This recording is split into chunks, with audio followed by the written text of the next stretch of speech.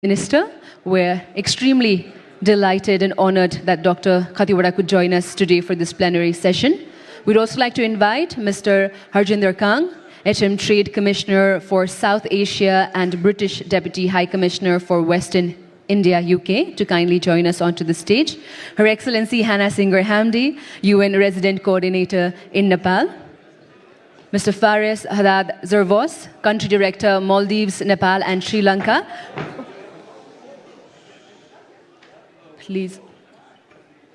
We'd like to request our delegates to kindly be careful while climbing onto the stage. It is slightly elevated on top. May I please also invite Mr. Martin Holtman, Country Manager for Bangladesh, Bhutan and Nepal, IFC. Mr.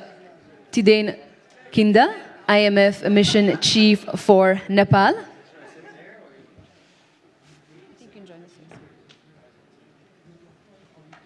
We'd also like to invite onto the stage Mr. Ren Xingwen, Deputy Secretary General, Sichuan Province, People's Republic of China.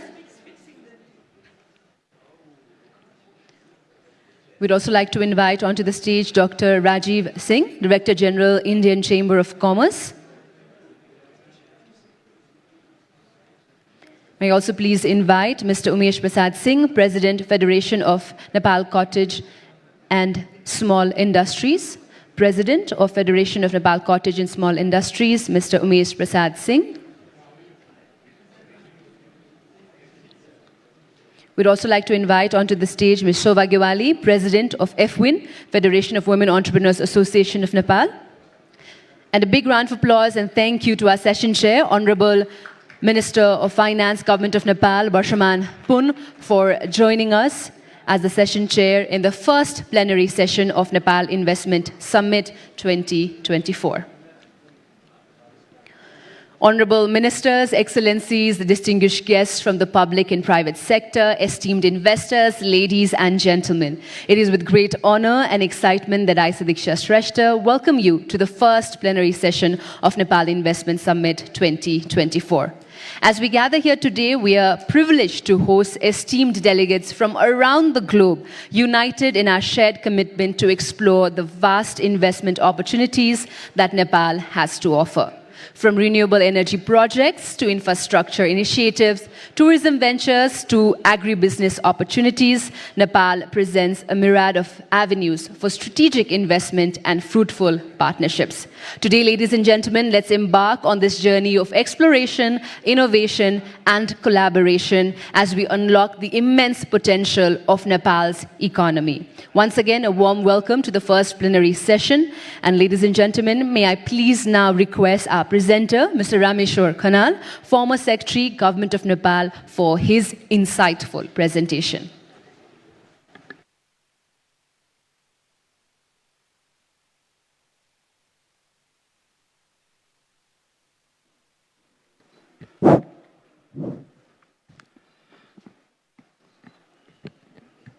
Honorable Finance Minister and Chairperson of this session, distinguished speakers, including former finance ministers, distinguished delegates to this investment summit. Well, much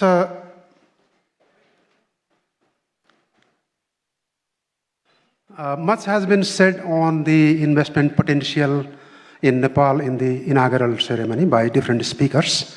So I'll not repeat them. I will briefly discuss about the issues that are relevant to investment opportunities and harnessing investment opportunities. In terms of Nepal's geography, Nepal is surrounded by three sides, surrounded on three sides by India, and on one side by China. Nepal shares 1,690 kilometers of land border with India, and 1,236 kilometers of land border with China. The country is divided into 7 provinces and 77 districts and 753 municipalities. The total cultivated land is 2.2 million hectares, out of which 78% is devoted to temporary crops, mostly paddy. And on the permanent plantations, it is mostly oranges, mangoes, banana. There are distinct three three ecological regions, Tarai occupying 17%, plains, hilly region 64%. Most of the population is in Tarai region and hilly region. Mountain region is least populated with 19% of the area. And 23.39% of the area is a protected area. So in terms of the connectivity, which is very important for the investments, Nepal has 27 custom checkpoints with India and nine main customs with China, out of which only 2 are operational for large cargoes. There are 2 dry ports and 3 international ports for air cargo. Nepal has a transit treaty with China and also India. But Nepal has not been able to take advantage of the Chinese seaports. Nepal also has MOU with Bangladesh for using the seaports of Bangladesh. The nearest distance to the seaport is 706 kilometers, that's Kolkata. But most of the cargo for Nepal comes from either Haldia or Visakhapatnam. Government is very mindful of the need for development of trade logistics.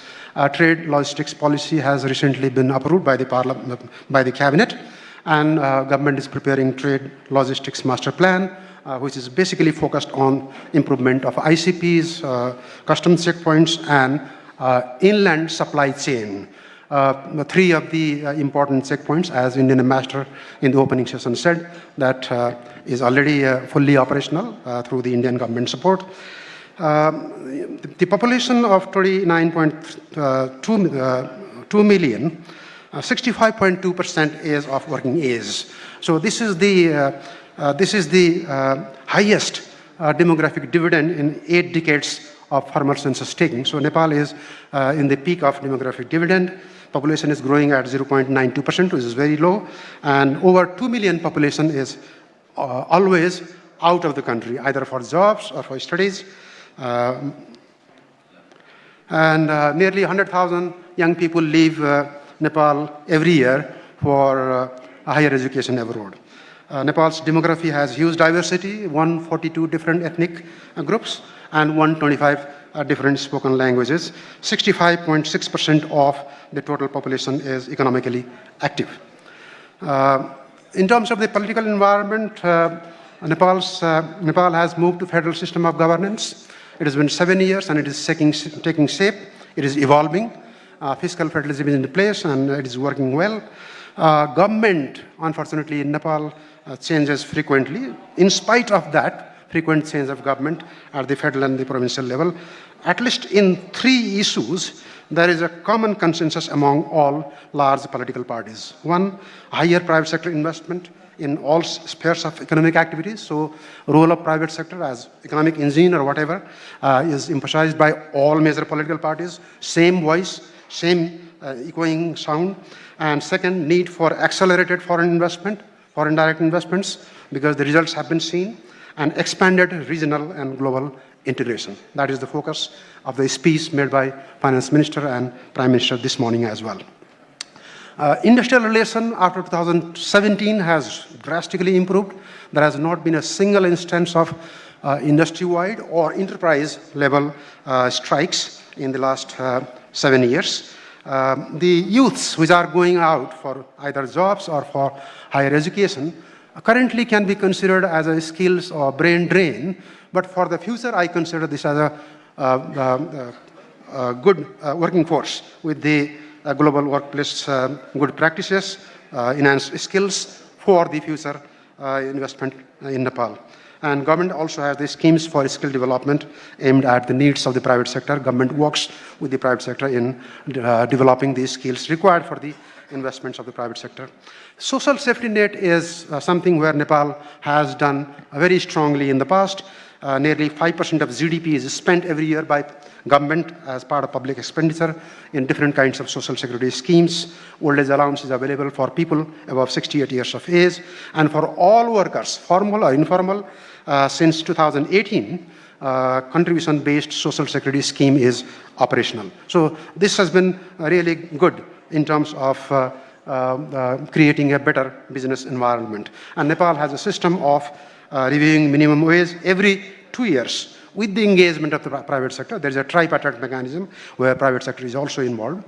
The growth performance over the last 10 years, the long-run growth performance of Nepal also has been very dismal, less than 4%. Last 10 years, of course, it is in 4.3%. But look at the scenario. During this period, there was earthquake, there was economic problems, there was a COVID-19 pandemic, but the resilience of Nepali growth story is remarkable. So in spite of all these shocks, economy went negative only once during the last 10 years.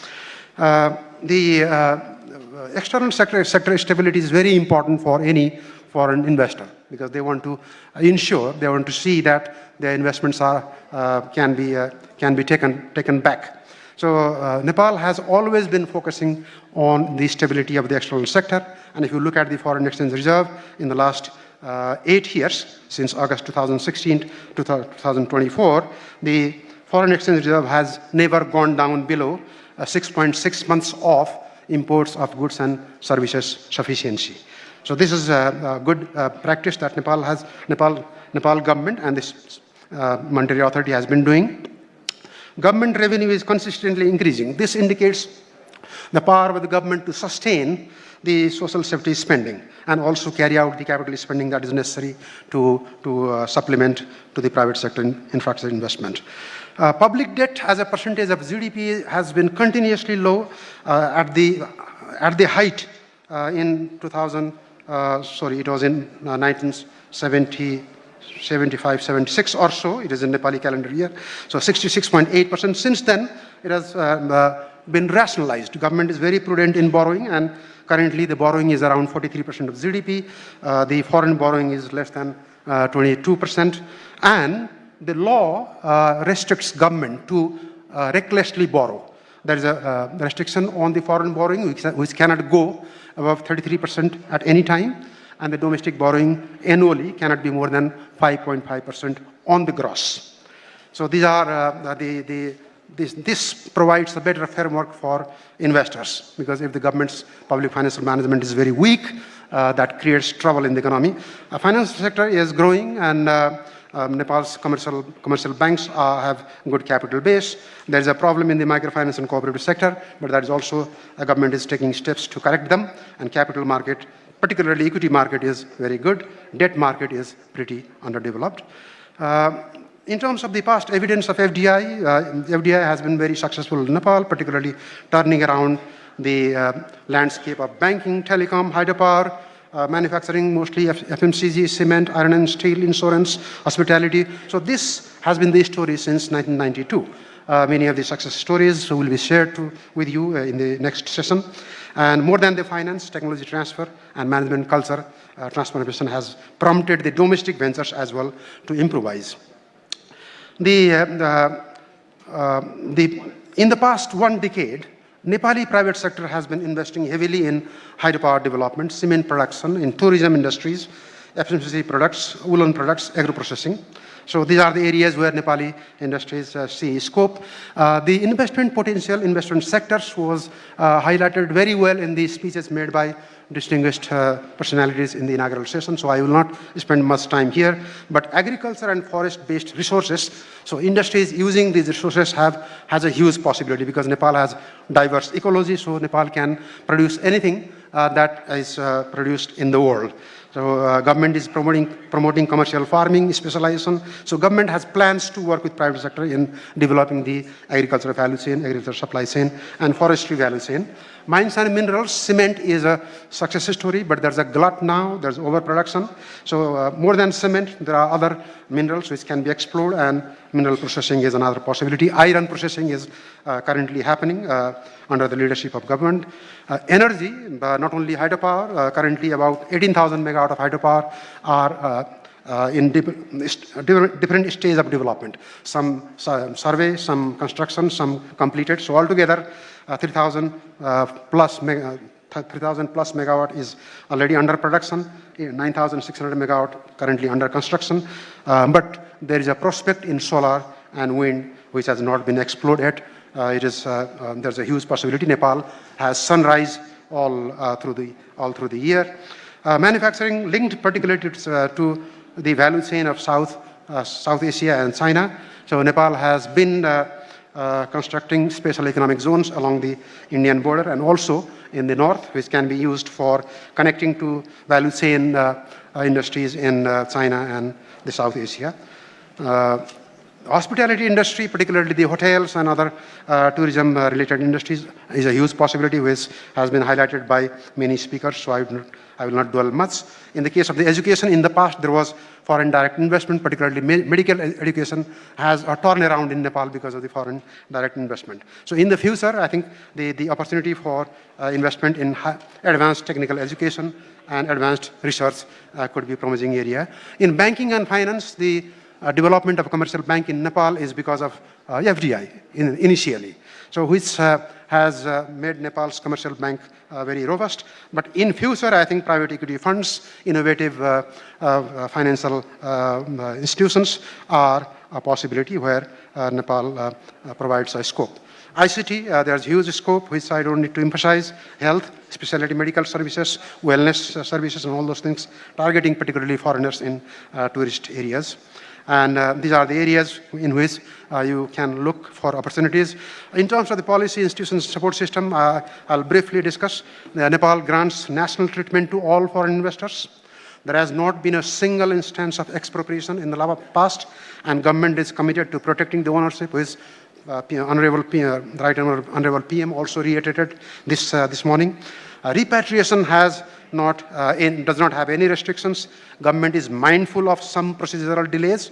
There are some delays, and constantly improvising to make repatriation hassle-free. Government also has a mechanism of a regular consultation with private sector. This summit itself is a collaboration with the private sector. Geopolitics is both an opportunity and challenge for Nepal, which can also definitely affect the foreign investors.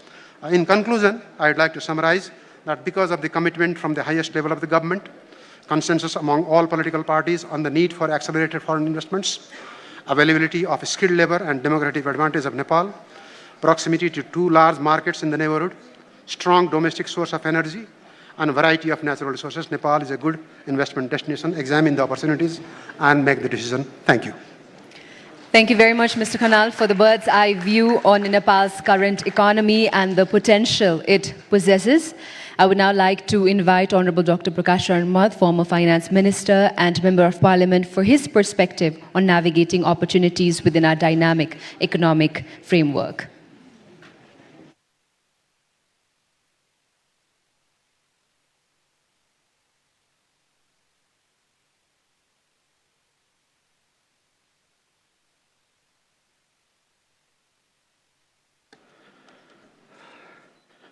For asking me to put some of the ideas regarding investment opportunities in Nepal. Nepal has immense opportunities because our physical development, material development is still underdeveloped. Therefore, there is a scope for huge opportunities for investors, those who are Nepalis or those who are participating from abroad. Because of these opportunities, I think there is a tremendous scope for good return as well. Those who have invested in Nepal, they have made good return. Although there are doubts among many potential investors, Nepal don't have political stability, governmental stability. These things may come to your mind. That is quite natural. But I will assure you, even though we are in opposition, but we are together when it comes to importance of foreign investment for the growth and development of Nepal. I myself was finance minister when I initiated this third investment summit in Nepal. Right now, I'm not in that position, but my position in terms of investment potential in Nepal has not changed. It is same because potential is there, untapped potential is there. And Nepal is also great to live in and work in.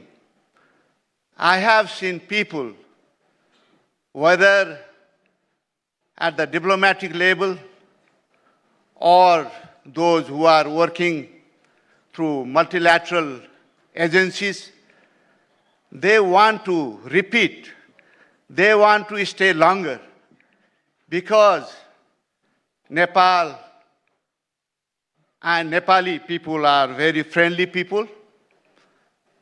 And even though we have huge diversity in terms of language, in terms of topography, in terms of wildlife, in terms of flora and fauna, but we are united with a purpose. We may have political differences. We had insurgency that was based on political lines. But we live in harmony. We have varied cultural and religious background, languages background, but we never quarrel over it. So this is the best place to be in. That is why I urge all of you to invest in Nepal. There are several opportunities. We have great opportunities to invest in hydropower. We have ecosystem of hydropower investor developers within Nepal. So they can be a very good partners for those who are coming from outside with the intention to invest. The local investor can navigate you. We have all the laws in place. Since 1990, when we had a democratic changes and Nepali Congress Party was in government, it initiated series of reform, liberal economic policy, and several laws and bylaws which is up to a standard, international standard, came into existence. But later on, because of the insurgency and political instability, the first phase of investment based on those laws could not continue. But now we have political stability in terms of constitution, in terms of laws. We have same opinion whether we are in government or outside in terms of inviting investors to invest in Nepal. And lately, when I became finance minister, we initiated second series of economic reforms to make it more attractive for investment.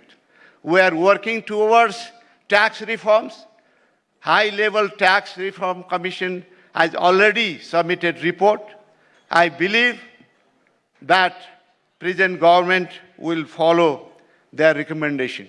At the same time, we have initiated several changes in laws to make it more, more investment friendly. I think that is also going to be passed very soon by the parliament.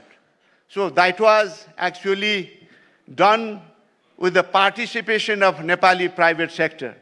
So they also endorse those legal reform that is required to bring more investment, whether from abroad or from inside Nepal. So what I'm trying to say is there is a tremendous opportunities that lays ahead, and we urge you to take those opportunities. As far as areas of investment potential is concerned, hydropower has a big potential.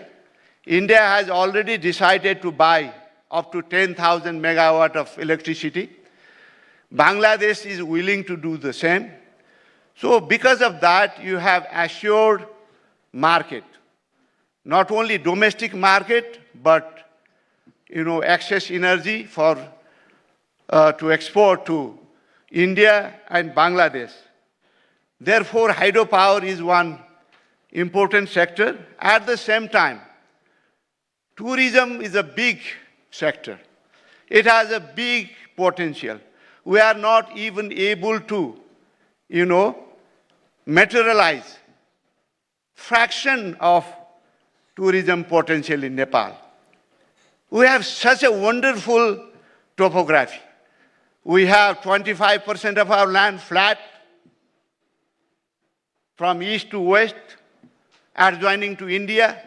And the middle, you have hills and valleys, beautiful valleys and hills and high mountains towards Tibet.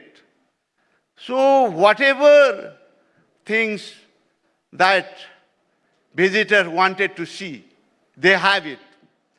They want to go to mountains, high mountains, they have it. They want to explore, they want to trek in the middle heat, they have it. They want to have a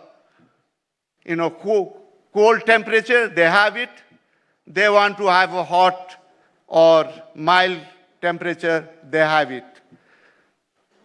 They have everything.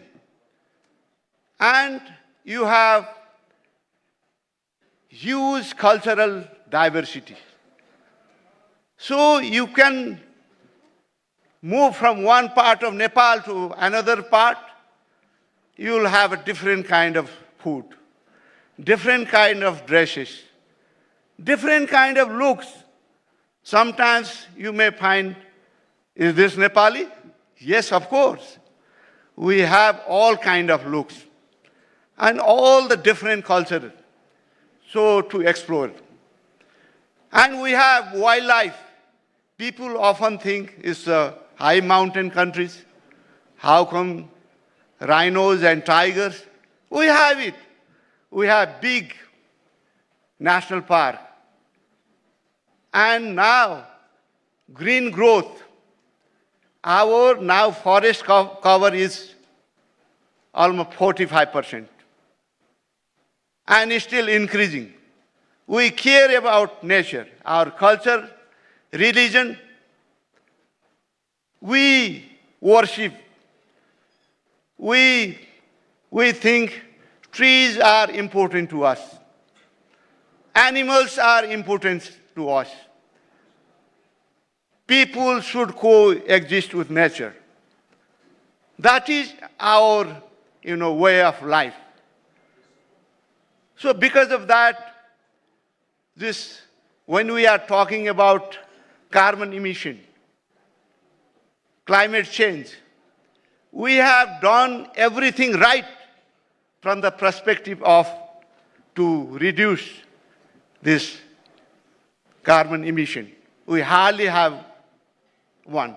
From that perspective also, I think world need to invest in Nepal, especially to support green development. And we are doing it with our own limited resources. So I think you have to do it. You have to invest in Nepal from that perspective as well. We have great opportunity and in agro-based, forest-based investment. We have, because varied topography, you can grow anything under the earth, be it fruits, be it vegetables, be it trees, coffee, and many other varieties of things that you want to grow. What is required is we need to have a bigger investment, not based on individual little bit investment that we make, which is not commercially viable. So we want bigger investment, commercial-based investment. And Nepal can be a best place for organic production. Organic production is the future. Green economy is the future. So organic production, from that perspective also Nepal can be a hub. Those who are looking to invest in agri-based industries, agriculture production based on new technology, you are welcome to invest in Nepal, and Nepal is the best place to invest. Another important sector I see is IT. Nepali are now everywhere. They are doing good wherever they go. They are looking for opportunities right here in Nepal. They have all the talents, all the education, but they want to use that talent, skills right here in Nepal. And with your investment in IT sector, after COVID, what our youth had done, because they see they can't do anything, they cannot go out. So they started exploring using their computers. Now it is the fastest growing sector in Nepal, IT sector. Therefore, in my last budget, I gave 50% less taxes on IT, those who work in IT, those who invest in IT. You don't even need minimum, required capital, whether foreigner or local, to invest in IT sector. Now we are exporting close to,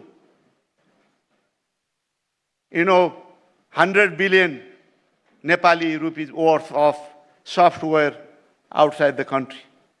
So if those who have interest in IT, they can invest in a big way in Nepal. They can open center in Nepal. And we have all the talents. They will love to work right here in Nepal with less taxes than going abroad with high,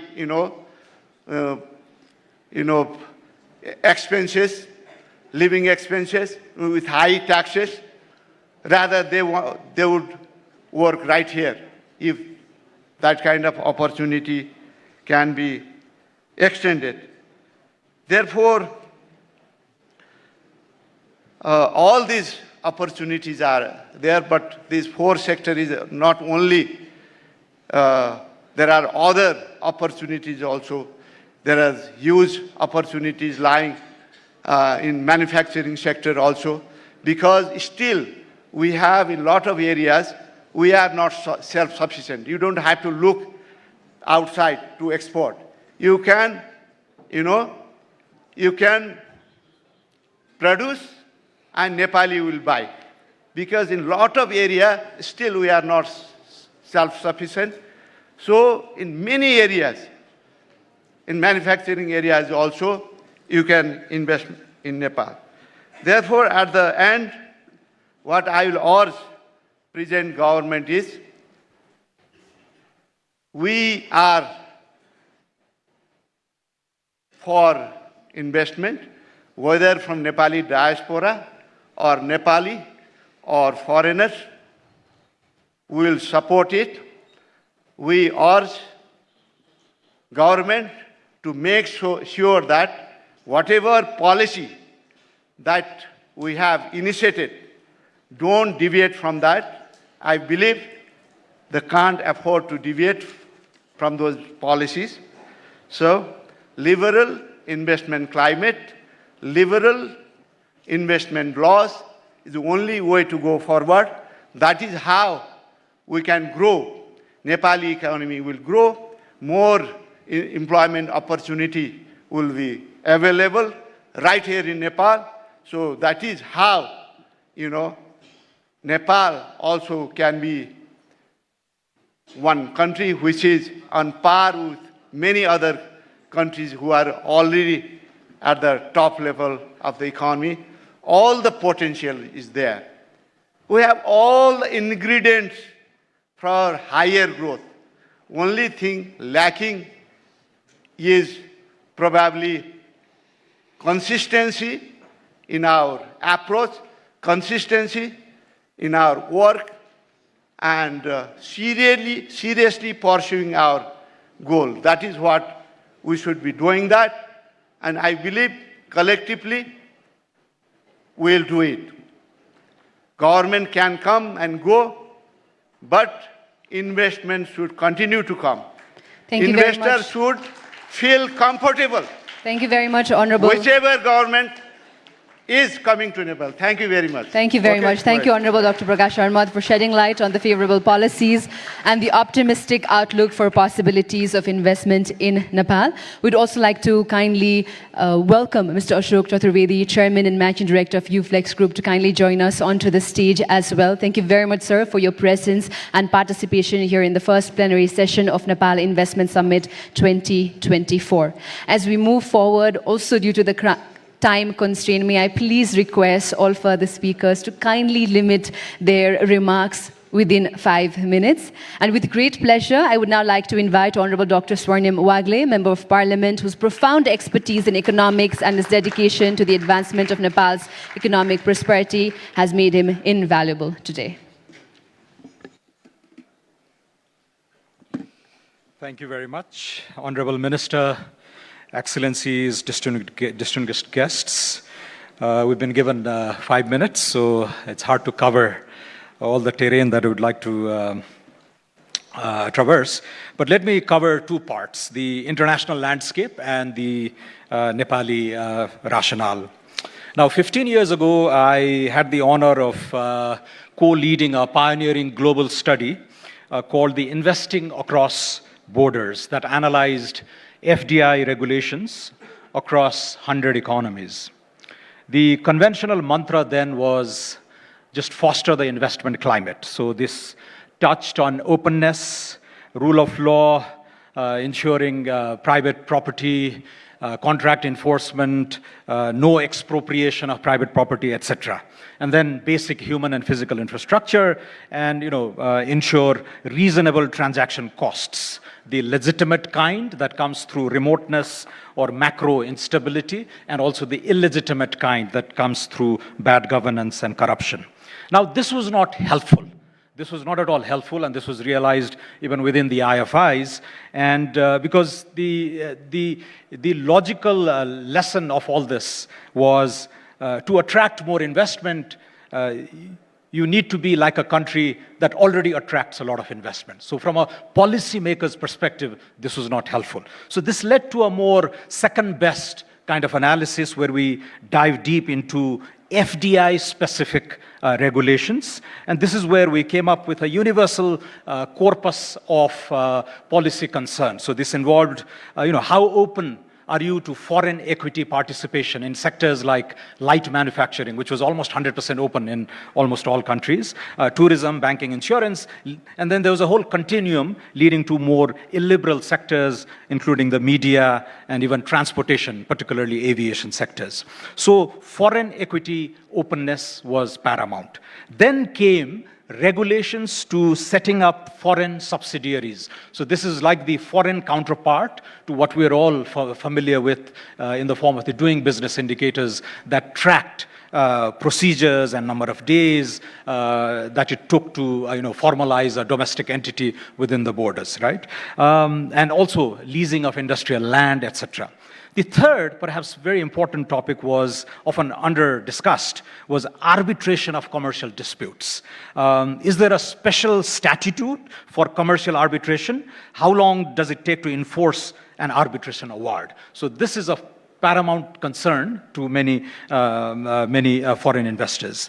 The fourth was converting and transferring currency. So this was very important. And finally, recruitment of skilled expatriates. In Nepal, one hears that this remains a big issue.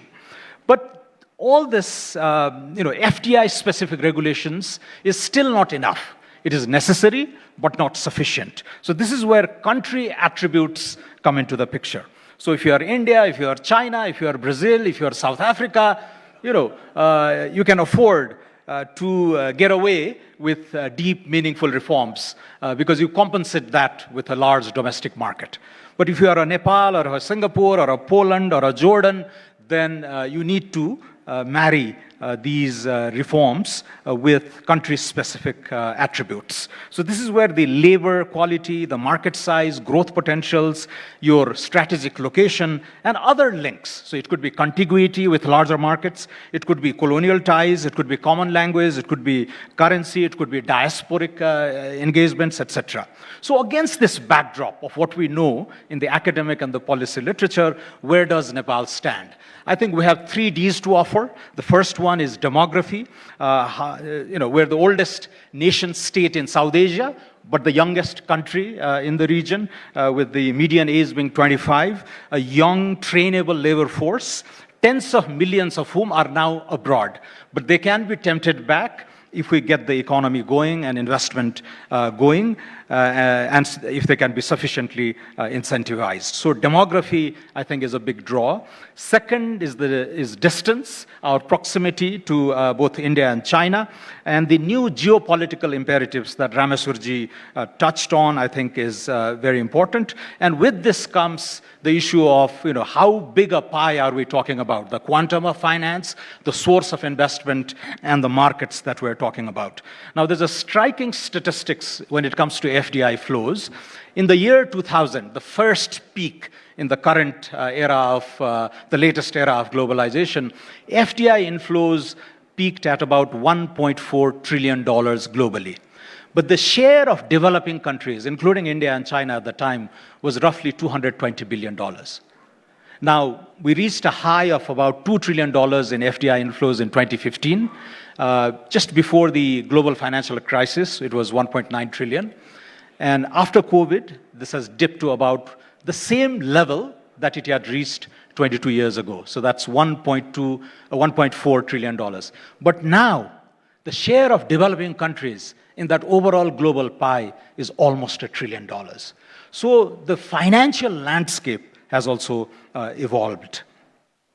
So this is the second D. The quantum of finance, source of investment, and markets, allied with the fact that we share contiguous borders with both these large economies. Third is decarbonization. Now, the mantra here has been, all paths to net zero. And this was put memorably by a columnist in the New York Times, that we need to make electricity clean. We need to produce much more clean electricity, and we need to make almost everything run on clean electricity. This is it.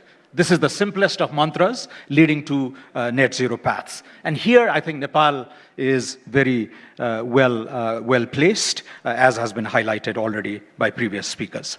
Now, what areas to look into? There's the domestic wing and there's the foreign arm. Within the internal realm, I think the pace of urbanization, the growth of our cities, the massive internal and external migration, and the critical financing deficit in infrastructure, the logistics policy was mentioned. There's so much to be done within the Nepali borders. But something of concern to LDCs like us is, can we attract foreign investment that also connects us with foreign markets? Right? So it's not just the funds that flow in, but do you come with technology that is adaptable, that is borrowable, but do you also bring your market with your investment. And this is where I think clean energy and green reindustrialization, there's a massive potential, but green reindustrialization that is tied, that is allied with the global and regional value chain. So this is very important. Second, products that can be branded with the Nepali brand. So this is high-value agriculture. We're seeing some glimmers of hope in tea, in cardamom, in ginger, in honey, etc. But this ought to be scaled much wider. But an area that excites me greatly is digitalization. As a landlocked country, all the other shipping-dependent trade really penalized us. This is one area which negates those traditional handicaps for us. And I'm a pro bono chairman of an institute that led a landmark study a year ago on quantifying how many freelance digitalization workers are active in Nepal and what is the aggregate inflow of foreign earnings through these activities. And it's massive. It's almost, even a most conservative estimate is that it's half of official merchandise exports right now, but many colleagues in the industry tell us that it's actually 3 times larger than that. So just in 2020, 67,000 young freelancers brought in over $300 million. There are tech companies crossing the chasm from service to product now. And there's amazing fintech entrepreneurs active right here in Kathmandu. Recently, one of our friends launched the world's first borderless neobank connecting the United States and Nepal. The global security companies valued at over $100 million operating right here in Balwatar. There are global analytics companies, global health companies, and global AI company that is about to go public on NASDAQ in New York. So this is an exciting terrain that ought to tempt many forward-looking investors. Now, what ought policymakers to do then? And I conclude with this. I think first, we project a national vision, prioritize sectors. Economists in the room will note that the discussions around industrial policy have been discredited. Now it's again coming back in favor, particularly with the United States, President Biden leading many legislative achievements, the Investment, Infrastructure and Jobs Act, the Inflation Reduction Act, and the CHIPS, the Semiconductor Revival, cumulatively worth about $2 trillion. And this has been mimicked by all other OECD countries. So the stuff that we read in the 90s and the 2000s about how horrible industrial policy used to be is again gaining favor. This is where countries like Nepal would also, with the understanding of our major donor partners, to also really focus on targeted sectors to overcome market and coordination failures. Second is this need to signal to investors constantly. This is a never-ending process, and this is where I welcome and I commend the Minister of Finance for issuing new amendments to the Industrial Enterprises Act, to the Foreign Investment Act, to the Special Economic Zones Act, to the E-Commerce Act, to the Civil Aviation Act, forests, land acquisition, parks, and environment. But the trouble in Nepal is how we execute this, and I hope we would be able to show improvements there. And finally, when it comes to foreign investment, nothing beats that pioneer, that anchor investor who comes in and really leads the way for others to follow. So I'm talking about Intel in Costa Rica, Intel in Vietnam, that really led the way for 200 other firms. If your country is good enough for Intel, it's good enough for me. So that logic, I think, is really important to follow. But there are other strategic initiatives. So in the case of Nepal, of course, Make in India, rise of China, etc. are there that I've alluded to.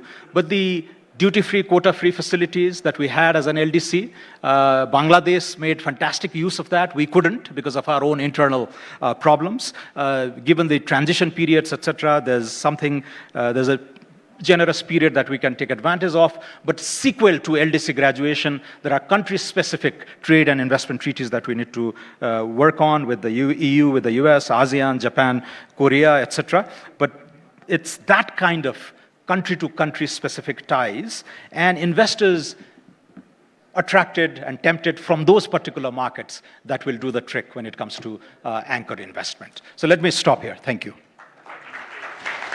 Thank you very much, Honorable Dr. Wagle. I would now like to extend a warm welcome to Dr. Yuvraj Khatiwada, former Finance Minister for the Government of Nepal, for his remarks in this August gathering of the first plenary session of Nepal Investment Summit 2024, exploring investment opportunities in Nepal. Thank you. Honorable Chair of the session, Finance Minister, members of the Parliament, including former Finance Minister, distinguished speakers in the panel, Excellencies, senior officials of the government, my friends, nice to be here back. I do remember 5 years ago when I was at the role of the current finance minister talking about investment summit.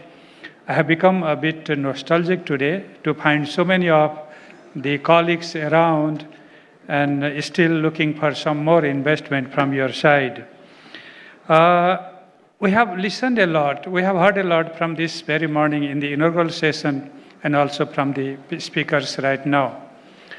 As the finance minister has to work for action, I am here and we are here to show solidarity on what our government wants to do for enabling business environment to foreign investors. So, when I recall the previous Invest Summit, I am a bit sad to recall my friend Safar Hadwiz, who was the Vice President of the World Bank, whose demise makes me a bit sorry to say so. And of course, I do remember the contribution of World Bank then and my friend Paris, who is still here today after 5 years. Thank you for surviving for 5 years in this country. There are so many other colleagues I would like to recall who made the second investment summit a success. But immediately after COVID, immediately after the summit, we have the problem of COVID. We could not carry on our reforms. Several of the reforms were sidelined because of our priority to save lives, and then perhaps the change of the government, and then new election, and so on and so forth. But having said that, I must say that the momentum for foreign investment hasn't changed. We keep the momentum ongoing, and I think it's time that we reinvigorate the whole process of inviting more investment. I would like to put on some of the issues related to business environment. I'm not an expert on projects. I can talk about broad areas of investment, and which has been repeated time and again. So I'm not repeating them again. So what is the business environment in this country, and what do we assure as an ecosystem for the investors? First, we are an open democracy, a secular country. We have one of the most practiced political system in the world. That's democracy with separation of power, independent judiciary, rule of law. I think as a country with rule of law and also separation of power between the parliament, executive, and the judiciary, I think that provides a good environment for investors to make investment in Nepal. Besides, the legal and regulatory reforms are ongoing process. We just had today the President's seal for 9 laws to be amended through some specific act. So we are having these reforms as an ongoing process, and with your feedback and suggestions, I think government has the appetite to do more in this area in terms of making regulatory and legal environment more conducive for business entities. The physical infrastructure, often said it is a bottleneck for development. Yes, it used to be. We used to have huge power shortage when I was the coordinator of the second investment summit. Now, it is not a serious issue. Oftentimes, we do have power shortage, but this is a very temporary issue. Our road and air connection is much better than 5 years before. Our IT connectivity is much better than 5 years before. And I would say that we have been more pragmatic in terms of planning and budgeting, and also creating legal environment for doing business. So over time, we have learned a lot as to what makes investment possible in this country. One study from National Planning Commission shows that in some of the infrastructure areas like manufacturing, transportation, infrastructure investment gaps, which we see for the next 7 years if we have to achieve the SDGs. Needless to mention that we have settled down the industrial disputes, and our industrial relation is much better now with so many laws protecting the rights of the workers and also having a good relation between employer and the employees. The governance, investment governance. I think this morning we listened a lot about one-stop services from IBN and also from the Ministry of Industry. We also learned many things about IT-based governance services. And I would add some more things into that is related to our accounting and auditing standards, which are IFRS-based system. And then I think we can make our balance sheet compatible with the global accounting and auditing standards. That's one way to think about making business in Nepal globally compatible. And we are strictly following the global norms of social and environmental safeguards. So it's not a country that you can do anything. There are norms, there are standards, there are codes, and there are legal provisions to see that the social and environmental safeguards are in place. This is basically with the help of our multilateral agencies that we have been able to put many things in place. Nepal's taxation system, also heard this morning. This is one of the scientific taxation systems in the world. The value-added tax is in good shape. The income tax and others. We have left little room for discretion in our tax system. It is rule-based. Except for some of the minor hitches in our tax system, there is not much issue left in our tax system. If there are any issues, we have dispute settlement mechanism in taxation through institutional and legal mechanism. We have also done several agreements in terms of dual taxation avoidance treaty. Nepal is also intending to do more kind of agreements on BIPA, that is Bilateral Investment Protection Agreement. I hope our finance minister will take up some more such agenda forward. And then we are member of WTO and SAFTA, means that we follow certain tariff rules and trade norms which are globally acceptable. The financial market, of course, is depending. If you want to have a long-term loan, banks are fully capitalized. If you want to raise money through equity in the stock market, I don't think it should be a problem for the middle-sized companies. And finally, no developing country is perfect in investment governance. We are evolving. We may have weaknesses. We may have limitations. But investment summits like this, they pave way as to what government should be doing further and what are the areas of further improvement to attract more investment in this country. So this summit must be successful in terms of getting feedback from your side, exploring new areas of investment, and making the government to work even harder to ease the environment of doing business in this country. I extend my best wishes for the success of this summit. Thank you. Thank you very much. Thank you very much, Dr. Khatiwada, for emphasizing the crucial role that Nepal Investment Summit has and for highlighting the positive aspects of the business environment in Nepal. May I please now request Mr. Harjinder Kang, HM Trade Commissioner for South Asia and British Deputy High Commissioner for Western India, UK, for his remarks in this first plenary session of Nepal Investment Summit 2024.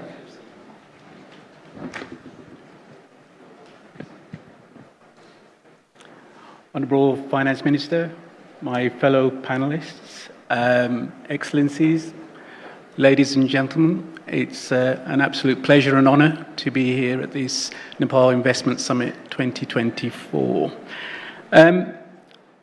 It's absolutely wonderful to see what's happening here. You will have heard my title, which says, His Majesty's Trade Commissioner to South Asia. And obviously Nepal is under the South Asia remit. And quite honestly, it's a pleasure to actually make my first visit to Nepal for this auspicious occasion. And quite honestly, a big thank you to the government of Nepal to invite me to this landmark event. It is an absolute signpost in Nepal's economic development. Investment treaties and investor protection is absolutely critical, because if you look at the investor base, they balance two things: opportunity with risk. And so if those two things are out of alignment, it becomes an issue for people to think about investing in parts of the world. Now, this is not about India, this is actually about Nepal. So let me bring you back to our relationship. UK and Nepal have been long-term friends. It's no surprise to hear that, I'm sure. But do you know how long? I mean, our first diplomatic relations were established in 1816, in case you didn't know. And last year, some of you in this room will have celebrated 100 years of our bilateral treaty of friendship, which is an amazing signal of our strengths and bonds between the two countries. And that sort of has set us on a path as a treaty to create a modern relationship which is based on economic, trade, and investment relations. And those sort of long-term relationships are what confidence is built on. The first wave of UK investment was all about tourism, which began in the late 70s and continues today. I actually heard the number of million tourists have started to arrive post-COVID pandemic. A lot of those will be UK visitors, I will hazard to guess. And Nepal is definitely on the list of most people's wish lists when they look at somewhere to visit. Now, during the last sort of 70 years, Nepal has been on the hit list of places to invest. And so you might be, you might want to hear that about 100 million of direct FDI has actually poured into Nepal from the UK in various sectors, whether it's tourism and hospitality, renewable energy, light manufacturing, and IT. And IT has been talked about a lot in the last few hours, and I can understand why the excitement's there.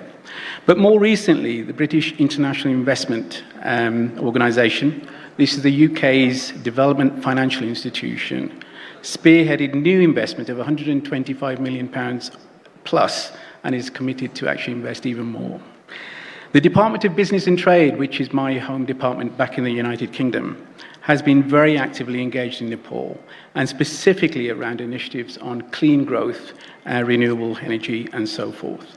They underscored our joint initiatives to improve the business and regulatory environment, specifically in areas like renewable energy and infrastructure, which will facilitate the FDI that everybody wants.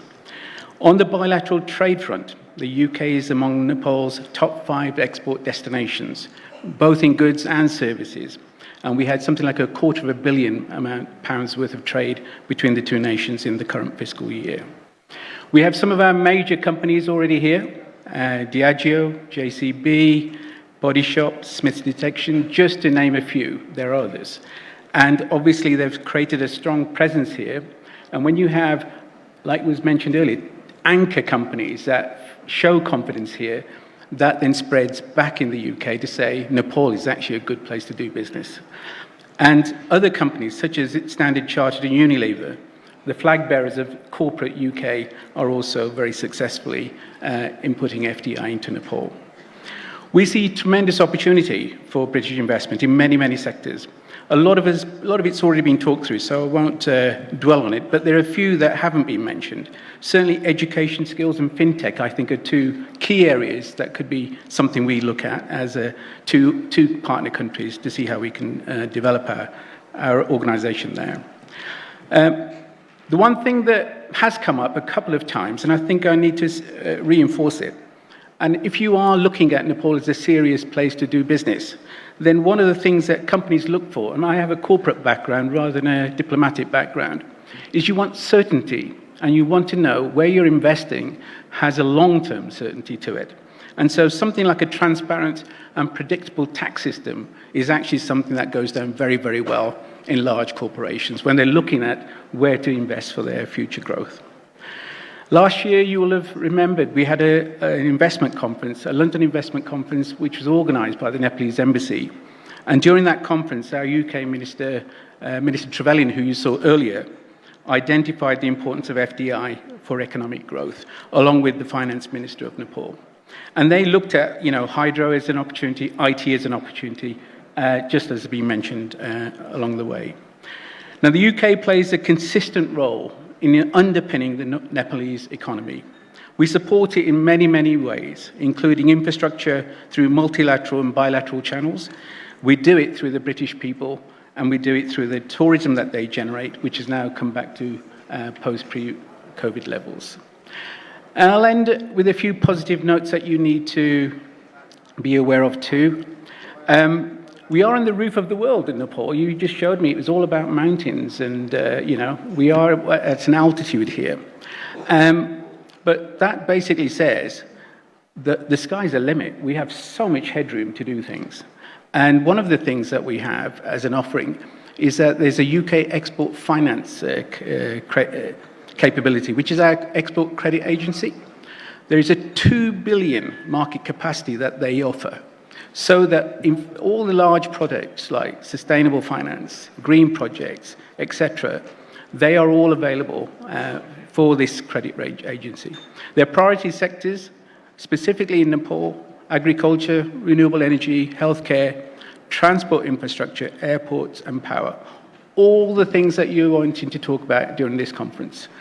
So they can provide up to 95% of financing for sovereign-led projects, which can also be supported through private entities. But the minimum sort of size is £2 to £3 million per project upwards. So effectively, a superb opportunity for investors to look at credit reference agencies to support. Since I've invoked the Himalayas, let me end by putting on my trekking boots and to say the UK is Nepal's oldest travelling companion. We will accompany you, whichever route you take, but we are delighted that this summit will be actually signalling a faster route to development and prosperity. So onwards and upwards, lead on. Have a wonderful conference. Thank you very much, Mr. Kang. Ladies and gentlemen, it is now my pleasure to invite Mr. Faris Haddad-Zervos, Country Director, Maldives, Nepal and Sri Lanka at the World Bank Group, which has also been a long champion in facilitating investment and economic growth in Nepal. Namaste, everyone. Thank you very much. It's a pleasure to be here today with you. I want to start by first responding to my dear friend, His Excellency, the ex-Minister of Finance, Dr. Yubaraj Katiwada. And indeed, I recall it was actually working together with our development partners a few years ago that we had the first investment summit. And it's great to be here at the third investment summit and to take stock of the Delta and where we've done that. And Dr. Yubaraj, it actually wasn't 5 years, it was 6. I've been here for 6 years now. And it wasn't surviving in Nepal for 5 years, but it was thriving in Nepal for 6 years. Thriving because over this time I've grown and I've learned a lot thanks to the beautiful country. So I also want to start by following what Dr. Katiwada said, and it was very important because I want to set the tone of what we're about to say, and that is Nepal is evolving. We need to look at the track, we need to look at the evolution, and there is a path forward. There is a delta moving forward, and there is a frontier and a potential that is vast. So as part of the World Bank, what I will do is share a little bit of some of the findings of our analytical work to give you a backdrop of where we are now, where we could be, where we should be, and where we'll be going together. I don't think I need to tell anybody of the importance of the private sector investment to unlock Nepal's economic potential. Whether domestic or private sector and domestic private sector or foreign direct investment, they're both drivers of economic progress, job creation, infrastructure development, and productivity. And most importantly, they help Nepal achieve realize the aspirations of its people. And Nepal, I want to share, is a country where the private sector is not it's indigenous and endogenous to the Nepali mentality. It's not something that is foreign that needs to be injected. If you look at the numbers at first glance, the private sector actually contributes around 80% of the country's GDP and provides over 5 million jobs, which is 80% of the total workforce. Now, if you look at the numbers and you decompose them, it's mostly 80% is basically what is left over after the 20% of the public sector, because there continues to be quite a bit of informality. There continues to be firms that are not able to grow, etc. So the point I want to make here is a positive one, and that is the private sector approach, the mentality is very much weaved into the Nepali fabric, and this is important. The other thing I want to say is that, as you can see, and this is one of the reasons why we're here, Nepal is actually, the government of Nepal is showing and very, very much so, revealing its intent to address this issue. As Dr. Katiwada said, and their excellencies have said, it's an evolving process. It's a path moving forward. But they've done that. Nepal is now preparing the 16th National Development Plan that prioritizes private investment. That's important. We have to remember, however, that the 15th Development Plan aimed to increase the share of FDI from 0.5% of GDP to 3% of GDP in fiscal year 24, and this was not met. And the challenge here is not intent, is what happens on a Monday morning. What happens in terms of executing these, thinking across boundaries, thinking across institutions to make this happen, and I'll get to this point shortly. The other signal of clear intent is that Nepal has been improving the legal and regulatory environment. And we've heard, and we very much welcome this and really congratulate the government about the Cabinet's recent introduction of amendments to 9 laws through an ordinance to facilitate private investments. This is really important to deepen reforms. And as we move forward, execution and continued very strong consultation with the private sector and the substance and the intent of these reforms is going to be really, really important, because ultimately they're the ones who are going to be able to drive this change. This is very important. We in the World Bank Group, and I know my friend and colleague Martin Holtman from the IFC will speak now shortly. We're very happy to have supported some of these things, including the reduction of the minimum foreign investment requirement from 50 million Nepali rupees to 20 million Nepali rupees. Also setting up, helping the government set up an automatic approval process for investments up to 500 million Nepali rupees in certain sectors. So again, evolution and things are moving forward. We've also seen the impact of this on FDI. In the first 7 months of fiscal year 24, and I believe my VP also mentioned that in the opening session, FDI inflows increased from 22 million to 40 million in the same period last year, driven by hydropower and manufacturing sectors, which accumulated for 60%. Now again, a positive change, a positive evolution, but we want to see much bigger numbers. And this is why we're all here, working together to get to numbers that I'm aspirational enough to think of at some point, if you look at some comparators, even up to 7% of GDP. Nepal can do this. Indeed, friends, Nepal offers huge investment opportunities, particularly in hydropower, which is self-evident, tourism, agribusiness, and the digital IT sectors. And I won't speak at length because my others have been speaking about it. It's interesting that the tourism sector contributes almost 7% of GDP and generates over 1 million jobs. 1 million jobs. In 2023, we saw a significant boost with over 1 million visitors, marking an impressive 85% recovery from the pandemic. There are obviously many opportunities to diversify the sector, develop high-value tourism, and attract private investment in conservation-based business. There's still some policies that need to be unlocked for this to happen. In agribusiness, Nepal has a potential edge in high-value niche products such as spices, fruits, honey, medicinal herbs, tea, coffee, and cut flowers, and Ayurvedic products. It's very interesting, and bear with me, just a very short story. Many moons ago, I was the representative of the World Bank in Malaysia. And I remember at that point, Malaysia, which is a very big recipient of investment, we're paying so much money for the Malaysia Truly Asia, the mantra that was all over. They were marketing this, Malaysia Truly Asia. It's interesting that Nepal doesn't do this, doesn't need to do this. When you talk about Nepal, immediately people associate it with Everest, the birthplace of the Lord Buddha, magical monasteries. It almost seems to mop up the imagination about the region without having to advertise. Is it not time to take advantage of it? This is a branding that happens.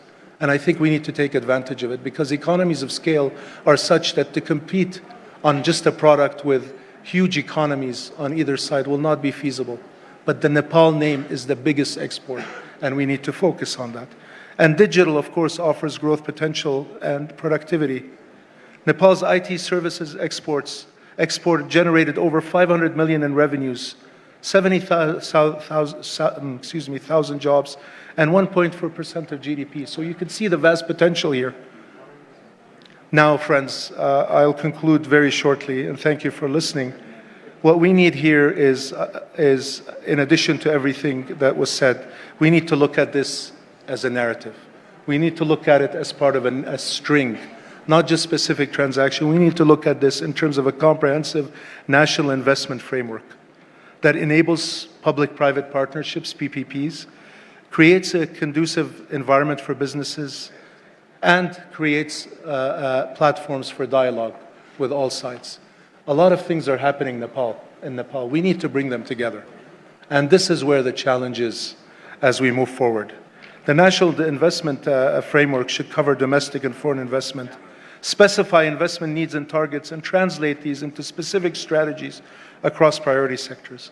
And I'm very happy that we, with our development partners, have started dialogue with the government on this. Last but not least, a private sector investment in infrastructure, apart from the hydro sector, which we've talked about, urban and the real sectors like tourism and agribusiness, are still relatively limited in Nepal. And this is an area where government of Nepal can identify and leverage PPP investments and opportunities. This is an area we'll be happy to work with you on. And again, in conclusion, I want to thank His Excellency, Minister of Finance, their Excellencies, all our partners, and all of you for engaging with the World Bank Group. We're very happy to have been trusted partners, and I'm honored to say we have been trusted partners to the people and governments of Nepal, and we look forward to continuing to do so. Thank you very much. Thank you, Mr. Faris, for your kind remarks, and we definitely hope that the investments that come to Nepal also see the same growth and thrive as well. Ladies and gentlemen, it is now my pleasure to invite Her Excellency Hannah Singh Hamdi, UN Resident Coordinator in Nepal, to share her remarks, which are certain to shed light on the collaborative efforts between Nepal and the UN in harnessing investment opportunities in Nepal. Honorable Finance Minister, former finance ministers, fellow panelists, distinguished delegates, namaste to all of you, and a wonderful afternoon to all of you. I'm sure you're all very hungry now, so we'll try to focus very quickly. So, dear delegates, I think between the presentations of this morning and today, everything has been covered. So allow me to leave you with 3 points, or as we call it, the 3 Ps: people, planet, and partnership for peace and prosperity. That is what the member states have committed to through the 2030 Agenda for Sustainable Development. And these 3 Ps, I believe, provide immense opportunities for the investment in Nepal. First, always the people. Nepal has a very young population. About 41% of Nepalis are between the ages of 16 and 40. That includes everybody here, of course, right? Everybody is young, at least at heart. These are young people with muscles and brain power, bursting with energy and innovative solutions. This unique demographic dividend is a crucial window for opportunity for Nepal that begs to be tapped with great urgency. Tapping into this demographic dividend means increasing investment in health, education, frontier technology, and digital transformation. To unlock this potential, we must invest even more in women, girls, and marginalized communities and increase their access to science, to technology, to engineering, to mathematics. It may also entail removing barriers for their access to business and employment opportunities. Removing of such barriers would also mean that will be more women represented in every sphere, including as speakers in this summit, for example. I wouldn't help but notice, and forgive me, the negligent participation of women as presenters and speakers in this meeting. So I hope for the next one we will have much more women, right? Thank you. My second point is about the planet. I need not tell you about the potentials in this fantastic country. As previous speakers highlighted, these natural resources provide fantastic investment opportunities. However, ladies and gentlemen, and colleagues and participants, we must make every effort to ensure that financial flows are used to uplift rather than undermine the environment, the biodiversity, and human lives. What these investments should do is to contribute to offset carbon, accelerate the transition to sustainable energy, and lead to a green economy. These investments should contribute to limiting the rise of the global temperature to 1.5 centigrade and help to achieve the net zero. Yes, these investments will be higher upfront due to the need for investment in frontier technologies and innovations.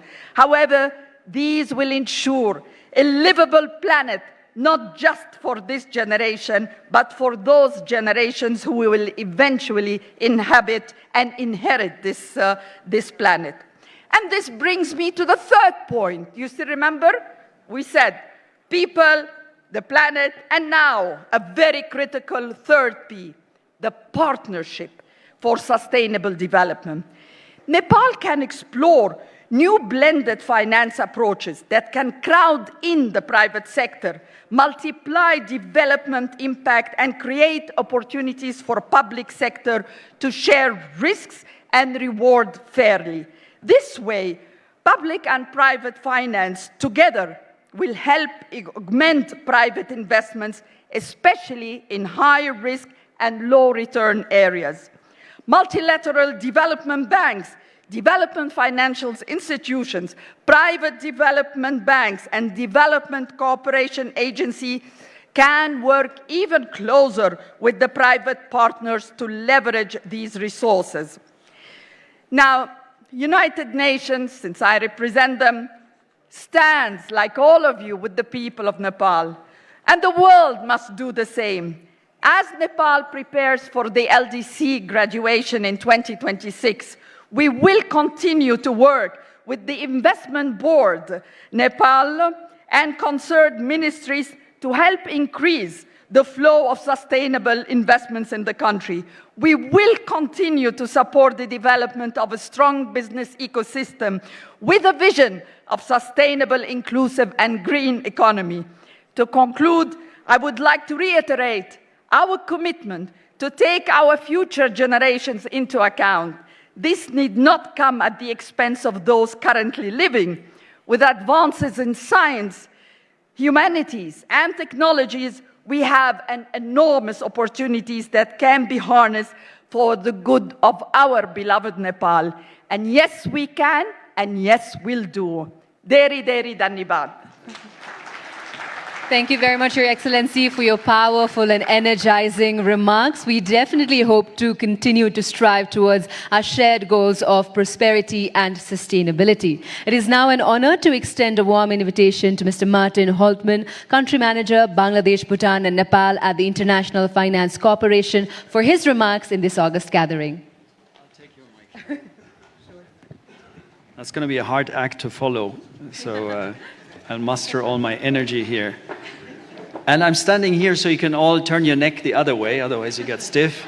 Also, this way she can shut me up if I overstay my welcome. All right, so I'll be very short. Who is IFC? IFC is the private sector arm of the World Bank Group. We're part of the same family. We share the same accommodation, and IFC has its own balance sheet, and we have this wonderful country as Nepal as one of our shareholders.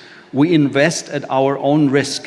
If one of our investments goes bad, we lose it. There's no guarantee whatsoever that backs us up, unless in some cases we have, Faris just left, but we have sometimes blended finance facilities with the World Bank. We are on the Invest in Nepal team because we have been investing in this country since 1975. So we not only talk the talk, we walk the walk. I'll come with a few examples. In fact, we're sitting in one of the examples because the Salty Hotel was constructed with IFC financing in 1975. It was actually our first investment in this country. So we're all benefiting from it.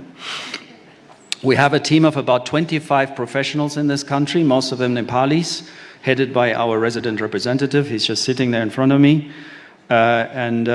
We work in 4 big industries. One is the real sector, which is, of course, the backbone of any economy. And so that's hospitality and agribusiness. I already mentioned the Salty investment. Then, of course, and this has been the subject of many speeches today, infrastructure and energy. Nepal is a regional renewable powerhouse, and so we have been investing in that. Also, of course, in transportation, warehousing, things like that. We see big opportunities there. In fact, our hydro investments go back to 1990. Just one example was the Upper Botekoshi hydro plant in the 1990s. And more recently, in fact, we just met with the sponsors just last night, Upper Trishuli 1 with NWEDC and multiple financiers. In fact, another 8 organizations that are putting money here. So we work a lot on mobilization. And then, of course, last but not least, also significant risk financing from the World Bank Group through IDA and MIGA. So energy is certainly something we continue to invest in. A third, and very importantly, financial sector investments. I think Nepal has a proud history of making finance accessible to micro, small and medium enterprises, of which there are hundreds of thousands in this country. That's where the majority of jobs are in most economies. 85% of the jobs are in the MSME space. And of course, there are also many women entrepreneurs in that space, so we work especially on that. This year, for instance, we're very proud to have done a deal with Global IME Bank, the largest we ever did in our history in Nepal. We also work in trade finance and working with others, also with the Asian Development Bank on helping to develop the capital market. The fourth sector that we look at is what we call private equity funds. Nepal is a great potential playing field for private equity funds. And we're also looking, of course, at disruptive technology and IT. All this has been amply mentioned in the morning, so I'm not going to go into that. So we're here to invest. What are the biggest assets? What do I tell people who ask, why should I come to Nepal? Why should I invest in this country? And I think it was just mentioned with a lot of energy. The first thing is the people. They're great people here, very hardworking. And when I talk about great people, that brings me to another type of great person, and that is the great entrepreneurs that we find here. We have found over the decades wonderful entrepreneurs in this local economy that are putting their money at risk and that are helping to build Nepal for the future. And just during the coffee break, I bumped into at least 6 or 7 private sector clients, local Nepali sponsors, we call them sponsors, that are active in this market. The next reason to come to Nepal is the supportive policy environment that has been mentioned also by my colleague Faris just before. We see a lot of progress on that front. And so in general, I can say that governments and this current government have been welcoming private sector development. And again, I want to point out that the financial sector reforms that have been carried out over the last few years have actually been path-breaking, and we consider them an example for many other countries in the region. Last but not least, why come here? Because there are exciting opportunities in both traditional industries and emerging sectors. What will we bring to the table? What we will do as IFC? We will put even more people and expertise on the ground. We now cover all industries except one from our office here in Kathmandu. We're currently negotiating with our colleagues from the World Bank and from the Asian Development Bank our plan for the next 5 years, and we intend to put at least $1 billion in investments into this country during that time. And we will, of course, work with the World Bank Group and other partners that are interested in working with us. What are we asking for from policymakers and government? Let me start with government. So government, dear government, and especially dear Honorable Finance Minister, please keep working and implementing on the reform agenda. We're on a very good path. There's many things that we need to finish so that the private sector will really benefit from it. Let's build, and this came up before, an environment of trust and predictability. There is a lot of psychology involved when you want to bring private and sector investors into your economy, or when you want your own local investors to stay in the country. And so psychology is important, and that's why predictability is so important. We're very happy to work with a government that is aware of this and that has been taking strong steps. And we just met just a week ago in Washington to go over some of the examples of that. To the private sector, what we're asking for is, please don't be shy. Come and talk to us. We're here to work with you. For local investors, we invite you to come and share your projects, because that's, at the end of the day, that's where the juice is. Your projects, your ideas on how to grow your own business and how to build the future for this country. And for the foreign investors, please come to us, seek our help. We'll help to guide you. Thank you so much. And we're looking forward to continuing to work with Nepal over the next 50 years. Thank you. Thank you, Mr. Martin, for your remarks, and gratitude to IFC for being a key partner in promoting private sector development and investments in Nepal. I am now pleased to extend a warm invitation to Mr. Tidien Kinda, IMF Mission Chief for Nepal, for his perspectives on Nepal's economic outlook and the potential for investment.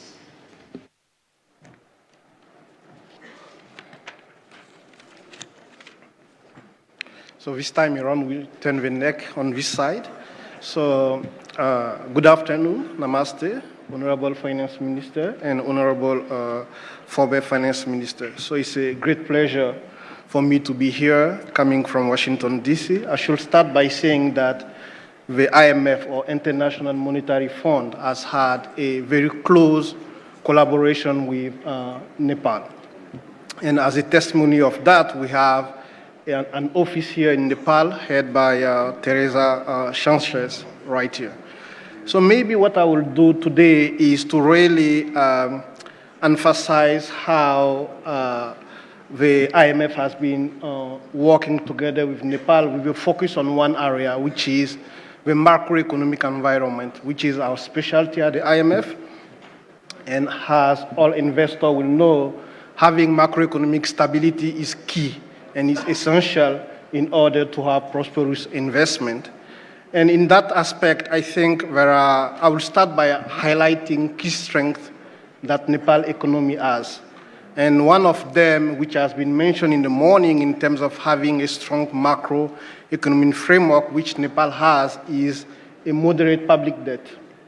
So if you look at the level of public debt in Nepal in relation to the country gross domestic product, it is around 50% of GDP. So what we see as moderate, and is also associated in our economic analysis with a low risk of debt distress, which is a very strong position to be in. So first, I will say moderate public debt.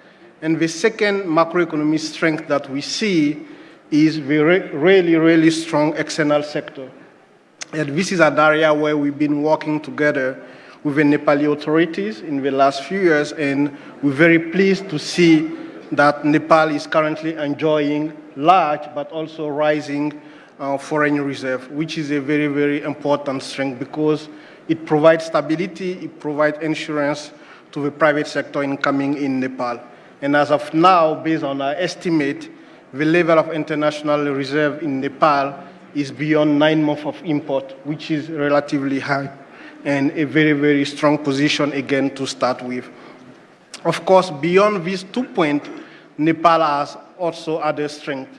I think 1/3 that one can mention is in terms of growth. So if we look at our projection of the growth over the medium term for Nepal is 5%, but the 5% is what we call a baseline. The baseline means without or with the implementation of policies as we know it now. But if Nepal was to implement further and accelerate the implementation of policies that are currently in the plan, we could see even higher growth. And just to put it in perspective, so Nepal currently has an economy of about $40 billion. So with a growth rate of 7%, it means that that growth, that economic size will double in 10 years, so which is really big. So it means that the economy can go from 40 billion to about 80 billion in 10 years with the implementation of policies. So that brings me to the challenges and the opportunities that we identified together with the government, and how implementing important policies and accelerating the pace of reform can really unlock the huge potential that Nepal has. And we've been working closely with the government in that aspect. So the International Monetary Fund has an extended credit facility with Nepal, which is worth about $400 million. And we've been working closely with authorities in that, and few reform in that aspect. For instance, as of now, we do see that growth, of course, as I said, has a high potential, but currently is below potential. And one area where we see enormous potential is really on the acceleration of public investment, because that will give a boost to domestic demand and further impulse to growth. And in that aspect, we've been working together with the government to approve a public investment management action plan, and that's being led by the National Planning Commission. And implementing that will help facilitate the execution of capital spending, which could give a further emphasis to growth. Another area on which we've been working closely with the government is to increase and strengthen domestic revenue mobilization. And of course, it's important to have investors coming into Nepal, and it's critical. Also, the government having higher revenue will allow the government to invest directly in capital spending in order to further attract private investors. One area that was mentioned in the morning is the financial sector, where there are some vulnerabilities. And I can say to the investor here that this is an area where we work very, very closely with the government.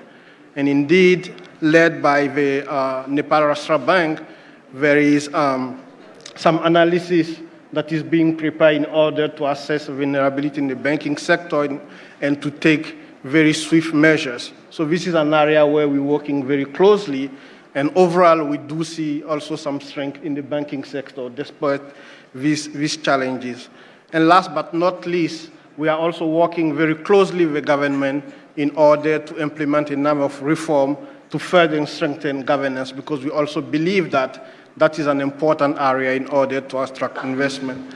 As a testimony of that, of our very close relationship with the government working together, we even have another window that we are making available to Nepal, which is called the Resilience and Sustainability Trust, and through which Nepal can raise up to $300 million US from the IMF, from the International Monetary Fund, and that's essentially directed to longer-term financing, for instance, those related to climate finance.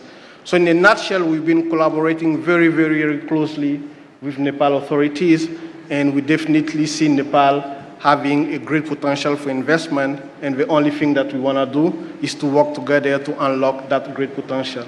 So we wish the authorities of Nepal great success in the Investment Summit, and we very much look forward to continuing our close collaboration. Thank you.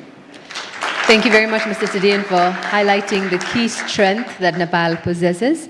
I'm now honored to extend a warm invitation to Mr. Ren Shiweng, Deputy Secretary General, Sichuan Province, People's Republic of China, for his remarks to illuminate potential avenues for partnership and cooperation. 尊敬的普根部长、女士们、先生们，非常高兴在美丽的季节来到尼泊尔出席投资峰会和领导人论坛，十分感谢组委会的邀请和接待。正如上午罗兆辉署长所讲，中尼是山水相连的好邻居，守望相助的好朋友。2019年4月，习近平主席对尼泊尔进行了国事访问，揭开了中尼关系新篇章，也为四川与尼泊尔各领域互利合作注入了强劲动力。在中尼两国领导人的恢宏擘画下，四川也与尼泊尔像走亲戚一样，围绕“一带一路”合作建立了跨越喜马拉雅山的深厚情谊。去年5月，四川省委书记王晓辉率代表团来到尼泊尔，开展了川气走尼泊尔系列友好交流活动，推动了一批合作项目建设落地。川流合作领域不断拓展，特别是四川国有企业持续加大在尼项目投资，在能源装备领域，川投集团投资了12亿美元，开发了马兰马象的梯级水电站项目。东电国际投资1400万美元，开展了上3件水电站机电设备设计供货安装调试项目。Distinguished guests, ladies and gentlemen. 在基础设施方面，中国华西四川机师参建了博克拉国际机场正式移交并投入运行。川航集团开通了成都至加德满都的每日往返航班，这些日新月异的合作成果都是专利友谊的生动写照。我相信以此次投资峰会为契机，川流合作必将翻开崭新篇章。在投资峰会这一合作舞台，我诚挚向各位简要推荐中国四川。四川位于中国西南腹地，人口9100万，面积48.6万平方公里。四川发展前景广阔，国内资源丰富，是中国发展的重要区域，一是经济总量较大，二是战略地位重要，三是矿产资源富集，四是交通便捷，五是文旅资源独特。我来自四川国资委，这里我向嘉宾隆重介绍下四川国有企业。近年来，在四川成长起了一批航天、航空、装备制造、电子信息以及能源、建筑、文旅等领域的领军企业。这次随我一起来尼泊尔参加投资峰会的8户大型企业，个个都是我们的行业翘楚。东方电气集团是全球最大的能源装备制造企业集团之一。蜀道集团是2023年度排名389名的世界500强。川投集团是盈利能力排名领先的能源产业集团。能投集团是四川能源化工领军型企业。华西集团以上建在华西享誉建筑领域。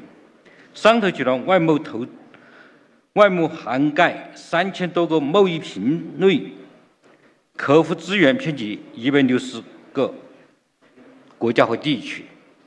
川航集团连续7年获得中国最佳航空公司，2018川航368-633航班为基础时，创造了名震中外的奇迹。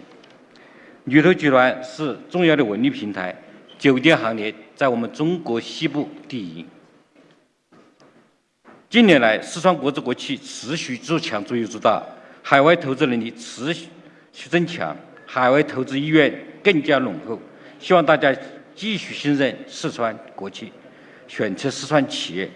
我们也将持续深化包括尼泊尔在内的世界各国交流合作，特别是与尼泊尔在能源、交通、建筑、文旅、商贸等领域深化合作，共商投资深化合作，共享时代机遇，共创美好未来。谢谢大家。 I feel so honored and privileged to be given a chance to address a guest speaker in the 3rd Nepal Investment Summit 2024 and Leaders Forum, along with investors, policymakers, and financial institutions from across the globe.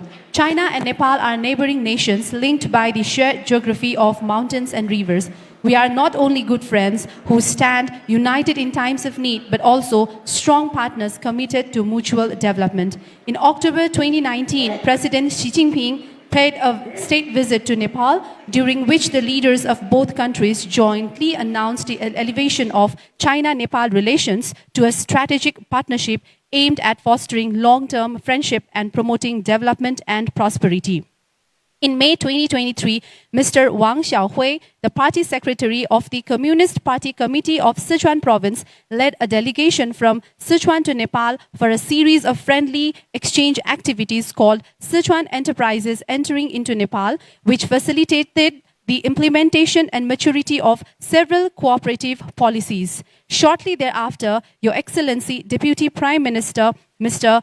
Narayan Kaji Shrestha led a delegation to Chengdu to participate in the 19th China Western International Exposition, and recently his visit to Chengdu in 31st of March 2024 held a cordial meeting with His Excellency Governor of Sichuan Province and extended a sincere invitation to Sichuan enterprises to join this investment summit in Nepal. Cooperation between Sichuan and Nepal continues to flourish with a steady improvement in the quality of collaboration, notably marked by a growing investment from Sichuan's state-owned enterprises in Nepal. In the energy sector, Sichuan Provincial Investment Group Company Limited is ready to invest $1.2 billion towards the construction and development of the Marsyangdi Cascade Hydropower Project, while Dongfang Electric International Corporation invested $14 million for Upper Hydroelectric Project, Lot 3, including design, manufacture, supply, erection, testing, and commission of electromechanical works.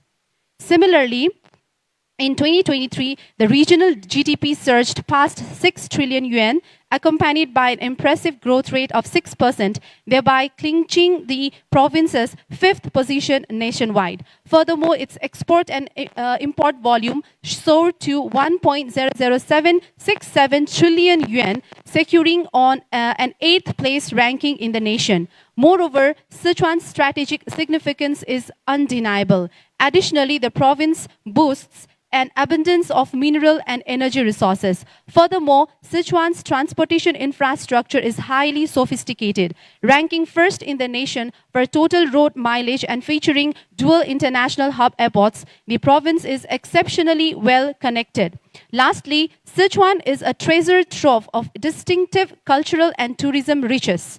Embellished with the 5 UNESCO World Natural and Cultural Heritage Sites, such as the enigmatic Sanxingdui Ruins, the ethereal Jiutai Valley, and the beloved giant panda, Sichuan's allure river belts across the globe. We extend a heartfelt invitation to enterprises from every corner of the world to join us in investing and nurturing Sichuan's potential. Hereby, we extend a sincere invitation to enterprises from around the world to invest and thrive in Sichuan. Likewise, we warmly invite international travelers to come and enjoy the leisurely delights of Sichuan province. Thank you. Thank you very much, Mr. Ren, for your remarks. And it is now a pleasure to invite on the stage Dr. Rajiv Singh, Director General, Indian Chamber of Commerce, for his remarks in this plenary session of Nepal Investment Summit 2024.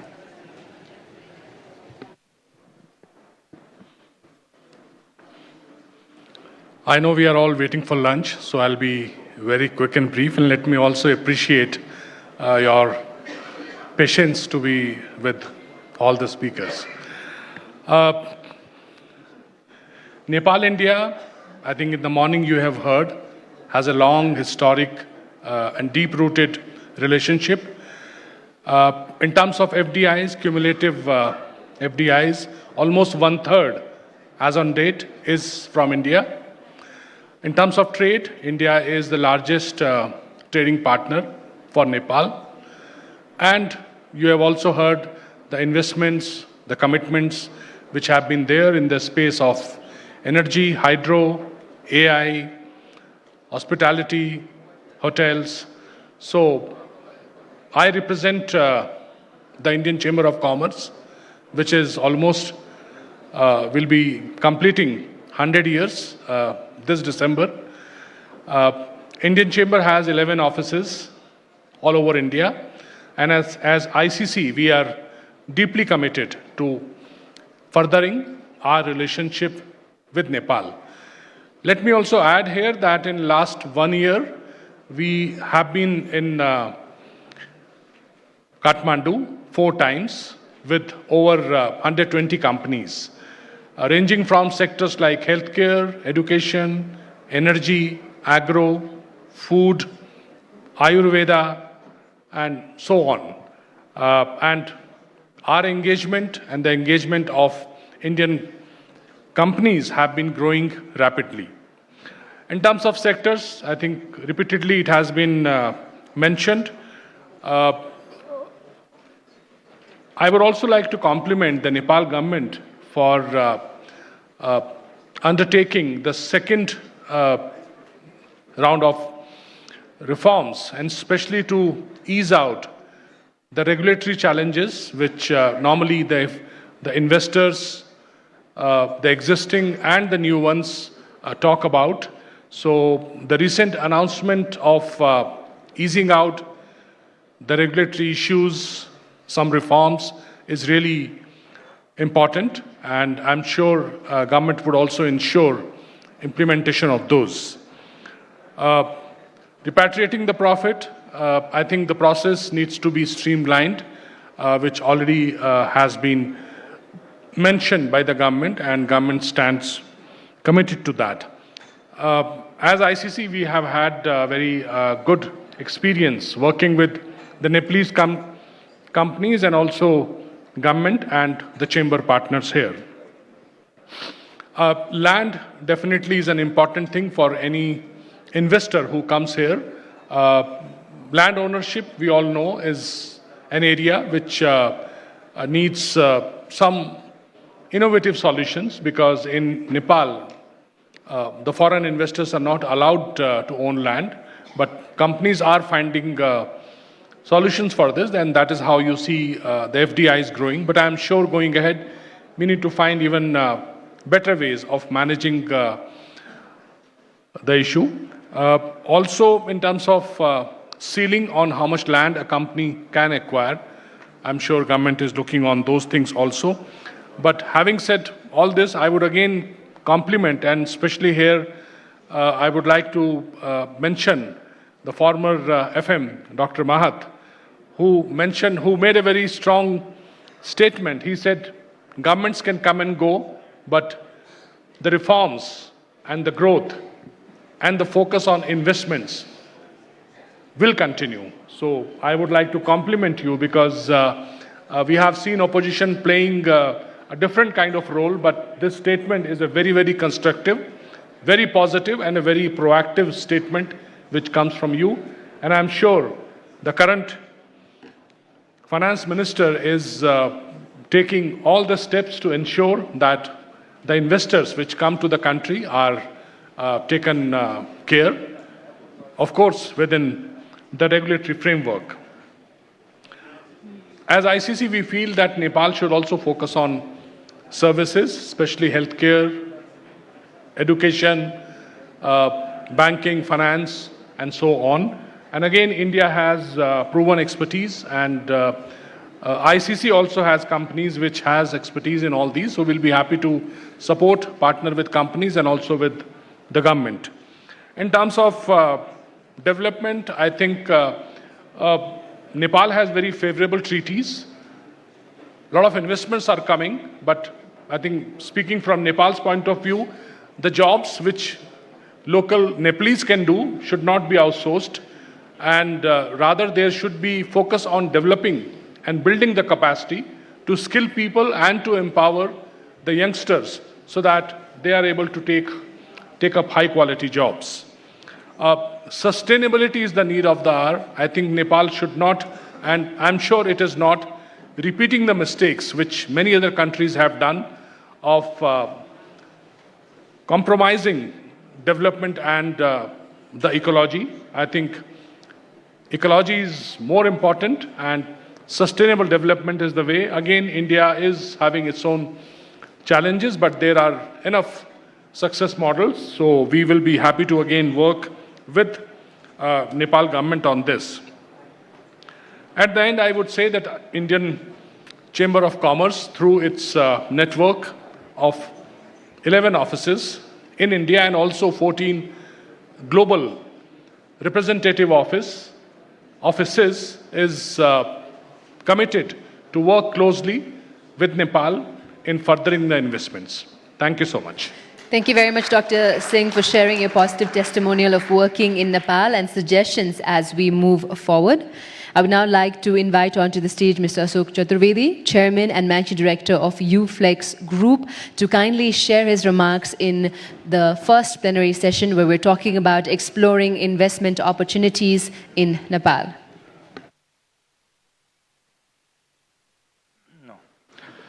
I know everybody is very hungry, and thank you very much for inviting me. I'll talk only for 5 minutes allotted to me.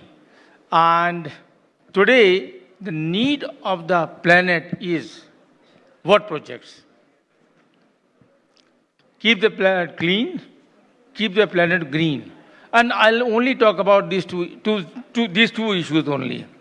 So about keeping the planet clean, I will request the government over here that you are really responsible to keep it green first, Nepal. If you can collect all the garbages, there is technology available.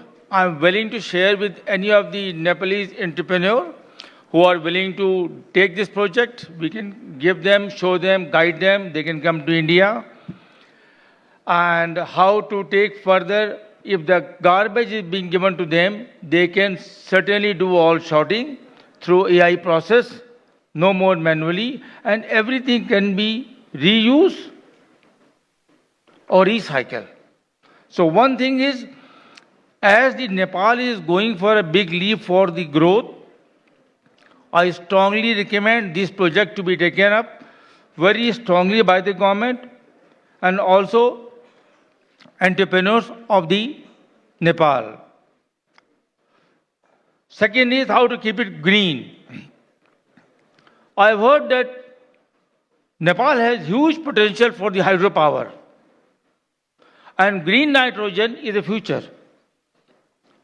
So we should go ahead and move green nitrogen project, which will be saving a lot of energy for the Nepal, as Nepal doesn't have any fossil fuel energy. They all import about this. So keeping green energy, green hydrogen will be a great project over here to do in Nepal. I request all the entrepreneurs from Nepal, I invite them. I am also being the YPO member also, that come and visit India, visit Flex, and both these technology we can help you and guide you. We are also looking that because of super hydropower over here, we can, together with the local entrepreneur, set up the lithium-ion battery plant, which is also a big energy requirement based on green power. Once again, thank you very much for inviting me, and I invite all of you back to India. Thank you very much. Thank you very much, Mr. Chaturvedi, for acknowledging the opportunities that Nepal has and for the warm welcome in also exploring opportunities to work together. Distinguished guests, ladies and gentlemen, I would now like to invite onto the stage Mr. Umesh Prasad Singh, President, Federation of Nepal Cottage and Small Industries, for his remarks in this August gathering. No need.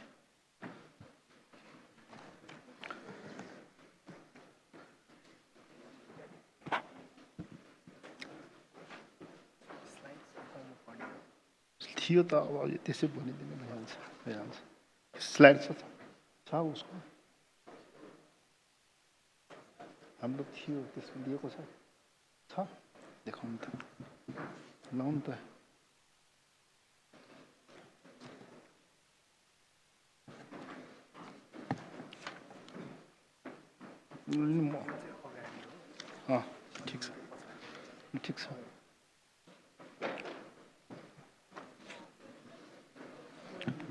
Sorry.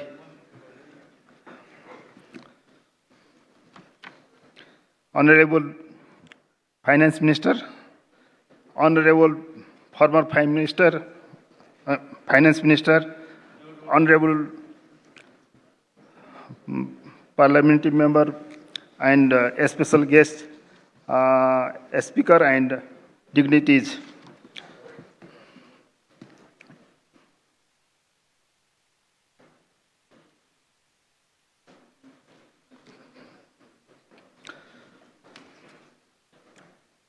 Welcome everyone. Today we embark on journey to explore the vibrant landscape of the small and medium enterprises SME in Nepal.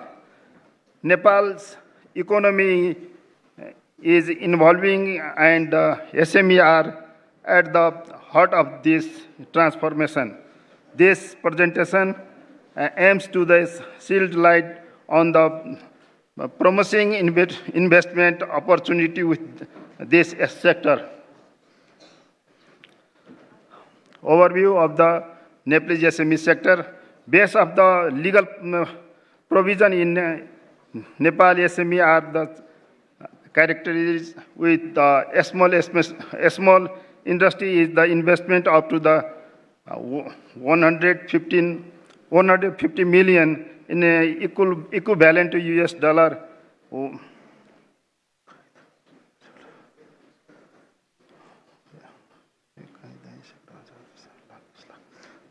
10 lakhs 5,600 approximately. Medium industries investment of the up to 500 million equivalent of the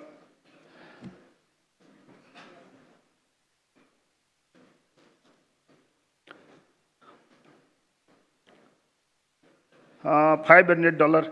The cottage and small industry and medium level industry sector in Nepal accounts for the 90% of the total industrial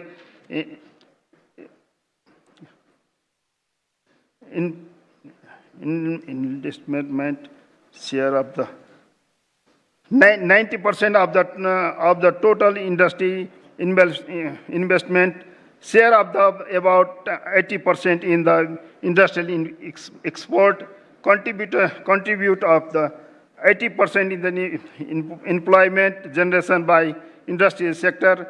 Currently, the industrial sectors contribute about the 5.65% in national GDP, and the SME has the contribute 93% in the industrial sectors.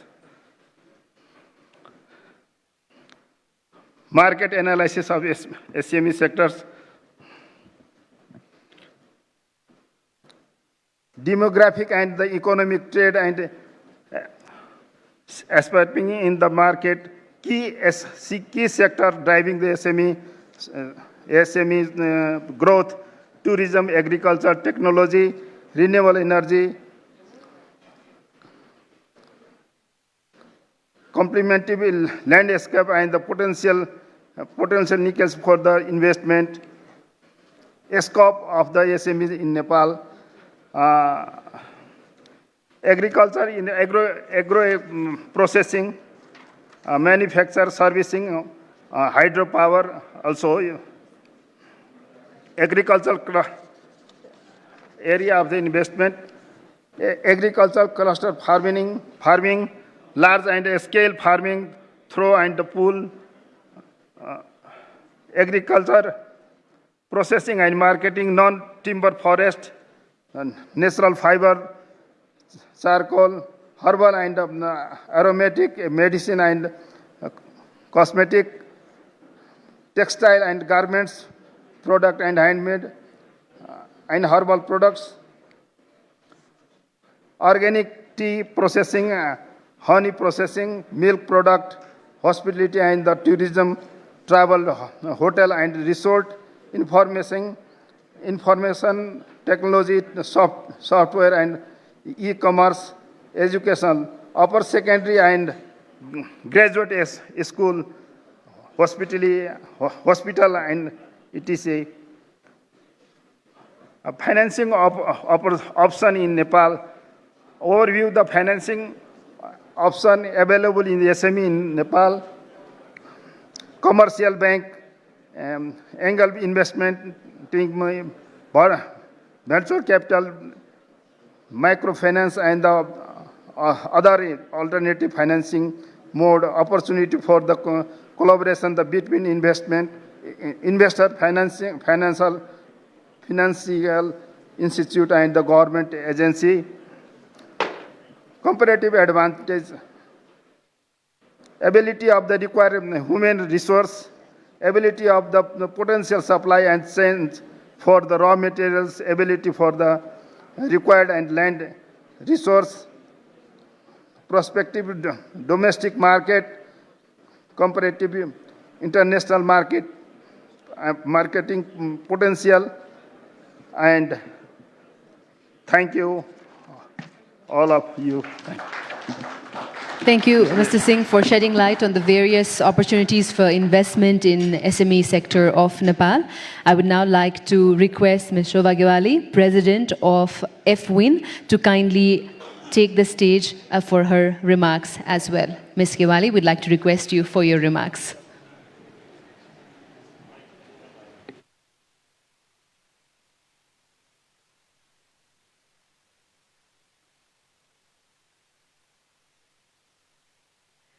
Esteemed Session Chair, the Honorable Finance Minister Barshaman Punju, respected distinguished speaker, esteemed participant, distinguished international investor, ladies and gentlemen, and media friends. I extend my sincere gratitude on behalf of Federation of Women Entrepreneur Association of Nepal and my personal side to the organizer for inviting me to share my observation today at this distinguished gathering.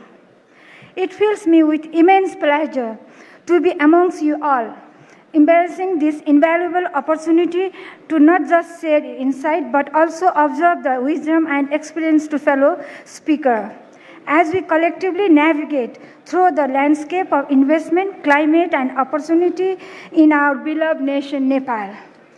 As steward of the progress and champion of the empowerment, the Federation of Women Entrepreneur Association of Nepal, FWIN, stands tall, tireless, fostering the growth of women-led enterprise, not just within our border, but resonating a global scale.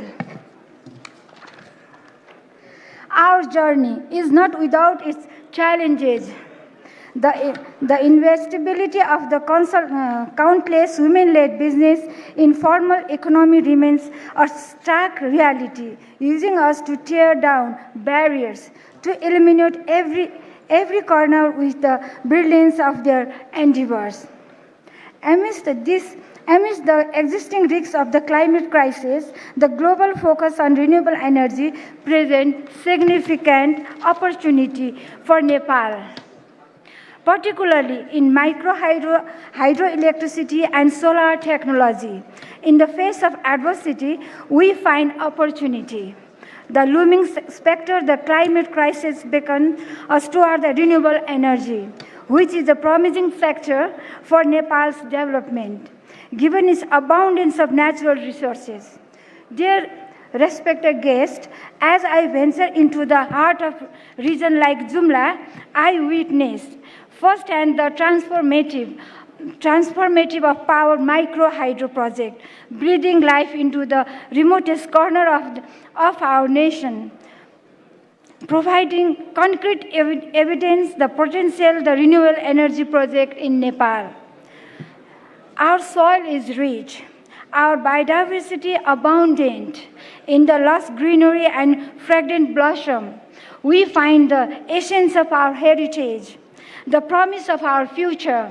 Herbal product beckons us toward a realm of endless possibilities. Considering our rich biodiversity and fertile soil, The digital frontier opened door to emerge into information technology and e-commerce that present multiple opportunities, harnessing the talent of our youth to offer internationally competitive outsourcing service. Nepal's landscape, both natural and economic, present a canvas of opportunity across various sectors, notably in renewable energy, tourism, agriculture, herbal product, food, textile, and digital technology and e-commerce. Investing in this sector is crucial for leveraging the country's resources and talent for economic development. We need to emphasize on collaboration between the public and private sector alongside the support of international investors will drive innovation, create jobs, and propel Nepal towards sustainable development. Distinguished guests, today, as we convene to deliberate, I stand before you with unwavering belief that Nepal's supportive stance towards foreign direct investment, coupled with its favorable demographic and technological adoption, presents a myriad of business and investment opportunities. From renewable energy to digital technology, from herbal product to e-commerce, Nepal stands ready to embrace collaboration and innovation. Again, Nepal stands ready to embrace collaboration and innovation. Once more, I extend my deepest gratitude on behalf of Federation of Women Entrepreneur Association of Nepal, FWIN, and my personal side to the government of Nepal for hosting this momentous occasion, a beacon of hope in our journey towards the social and economic transformation of our beloved nation, Nepal. Thank you all to listening patiently. Thank you all. Thank you so much. Thank you very much, Mr. Gewali, for your optimistic remarks and encouraging remarks for investing in Nepal. It is now, ladies and gentlemen, with great pleasure and honor to invite the session chair, Honorable Barshaman Bun, Minister of Finance, Government of Nepal, for his concluding remarks of the first plenary session.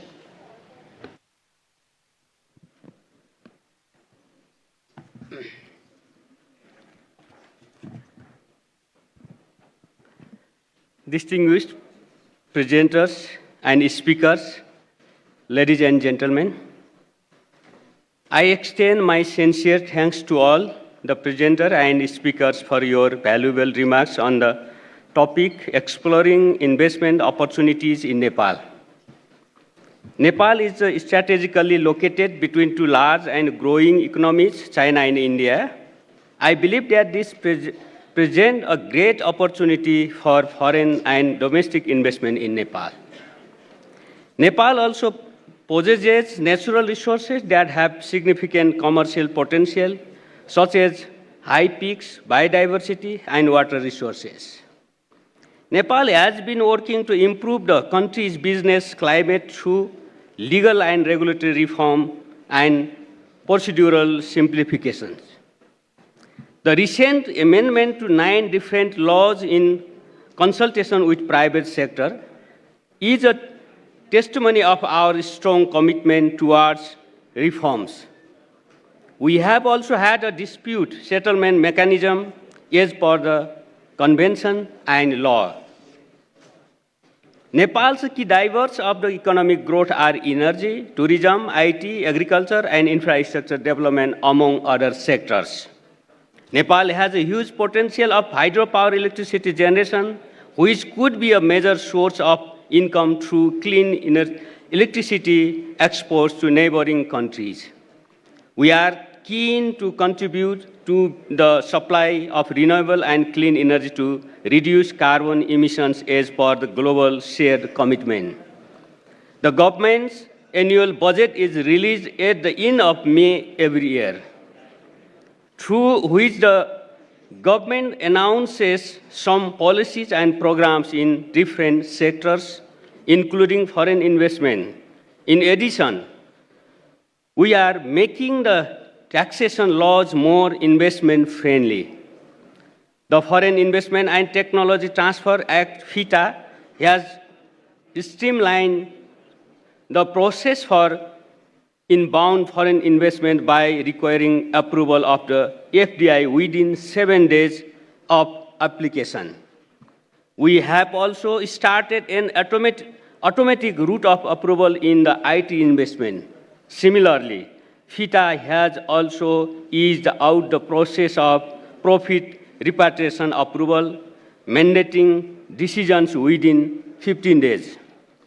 The FITA also has a provision of a single window service center through which foreign investors can have and access the full range of services provided by various government entities. It also includes a provision requiring the government to set a minimum threshold for foreign investment. The law adopts a national treatment principle for all investors. It also guarantees that no foreign company will be nationalized for any reason. The Industrial Enterprise Act emphasizes the promotion of industrial growth in the private sector. It includes a no work, no pay provision. The government has also submitted a new customs bill to the parliament, which is in line with the principles and practices of the World Customs Organization and the World Trade Organization. The IBN, a high-level government body chaired by the Right Honorable Prime Minister, was formed in 2011 to promote foreign and domestic investment for economic development in Nepal.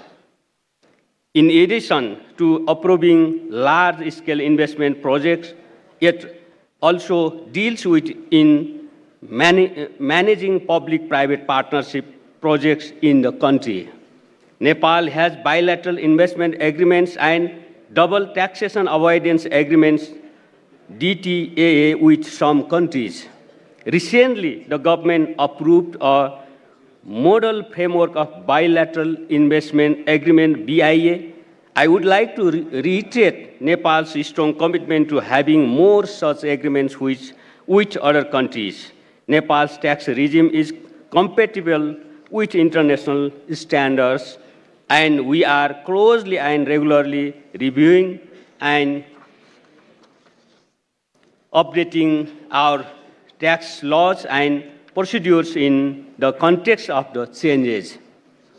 Nepal has a firm stand in regional and sub-regional forums regarding regional integration of economies in the region as a member of WTO and 2 regional agreements, the South Asian Free Trade Area, SAFTA, and the Way of Bengal Initiative for Multi-Sectoral Technical and Economic Cooperation, BMSTEC.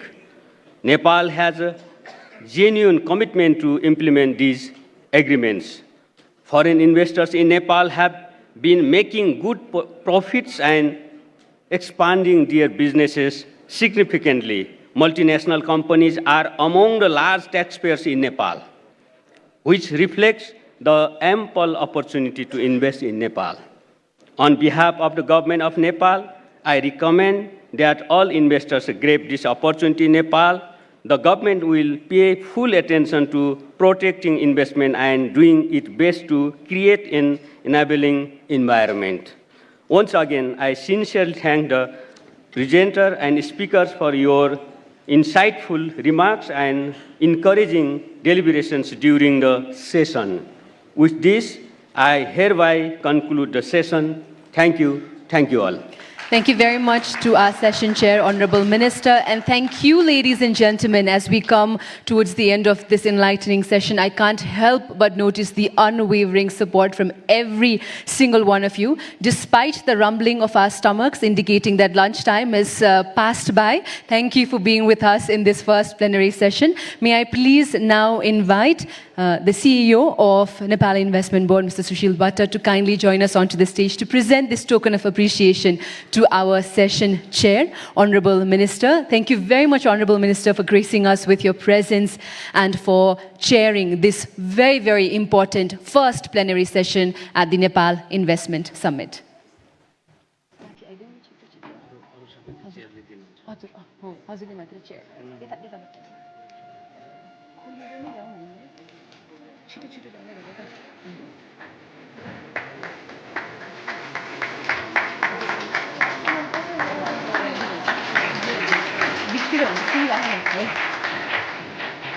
And may I please now request our session chair to kindly hand over these token of appreciation to our presenter, Mr. Rameshwar Khanal, former Secretary, Government of Nepal. We'd like to request Rameshwar sir to kindly step forward to accept this token of appreciation.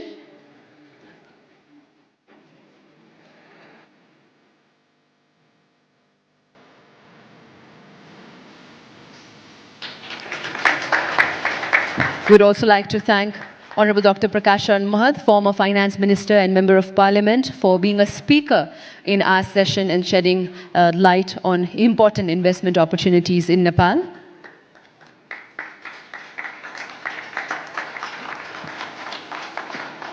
Gratitude to Honorable Dr. Swarnim Wagle, Member of Parliament, for being a speaker in the first plenary session exploring investment opportunities in Nepal. I know, ladies and gentlemen, we're all hungry, but I think a big thundering round of applause is sure to energize all of us. Thank you to Dr. Yuvraj Khatiwada, former Finance Minister, for being a part of this plenary session and sharing his insights on the various exciting investment opportunities in Nepal. We'd also like to request Mr. Khan, HM Trade Commissioner for South Asia and British Deputy High Commissioner for Western India, UK, to kindly accept this token of appreciation from the entire team of Nepal Investment Summit 2024. We'd also like to request Her Excellency Hannah Singha Hamdi, UN Resident Coordinator in Nepal, to kindly step forward and accept this token of appreciation for her powerful and energizing remarks in the Nepal Investment Summit 2024.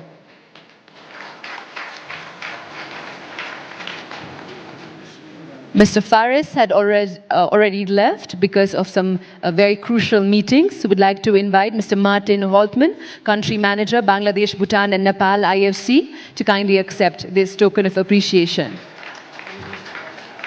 We'd also like to request Mr. Tidian Kinda, IMF Mission Chief for Nepal, to kindly step forward and accept this token of appreciation as a speaker for the first plenary session exploring investment opportunities in Nepal. May I also please request Mr. Ren Singwen, Deputy Secretary General, Sichuan Province, People's Republic of China, to graciously accept this token of appreciation for being a speaker today. Can I also please request Dr. Rajiv Singh, Director General, Indian Chamber of Commerce, to kindly step forward and accept this token of appreciation. And thank you very much, Dr. Singh, for highlighting some key aspects of the potential opportunities for investment in Nepal.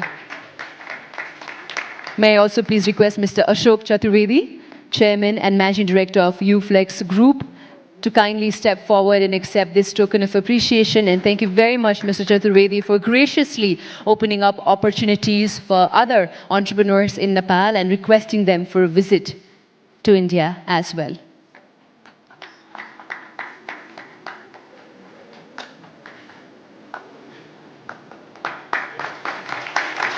May I also please request Mr. Umesh Prasad Singh, President of the Federation of Nepal Cottage and Small Industries, to kindly step forward and accept this token of appreciation for being a speaker and highlighting the various investment opportunities here at SMEs in Nepal.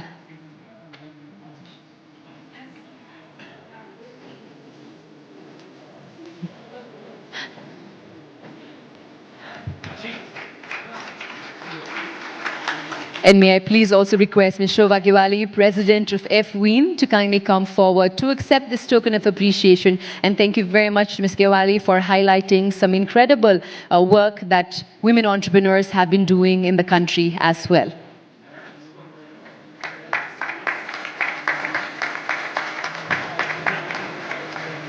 Thank you very much. Thank you, distinguished guests. We'd like to take a group photograph of all our distinguished presenter and speakers here at the first plenary session of Nepal Investment Summit. Thank you very much, ladies and gentlemen. Your dedication to exploring investment opportunities in Nepal shines through, and it is clear that our shared commitment also knows no bounds. Even, I think, the hunger pangs can be set aside when we talk about investing in Nepal. Thank you very much, ladies and gentlemen, for being such a fabulous audience for the first plenary session. We would now like to announce that we'll have a short 20 minutes break, just so that we can get our stage set for the second plenary session. And we definitely hope to see more smiling faces as we start the second plenary session in the next 20 minutes. Thank you very much. Thank you, ladies and gentlemen.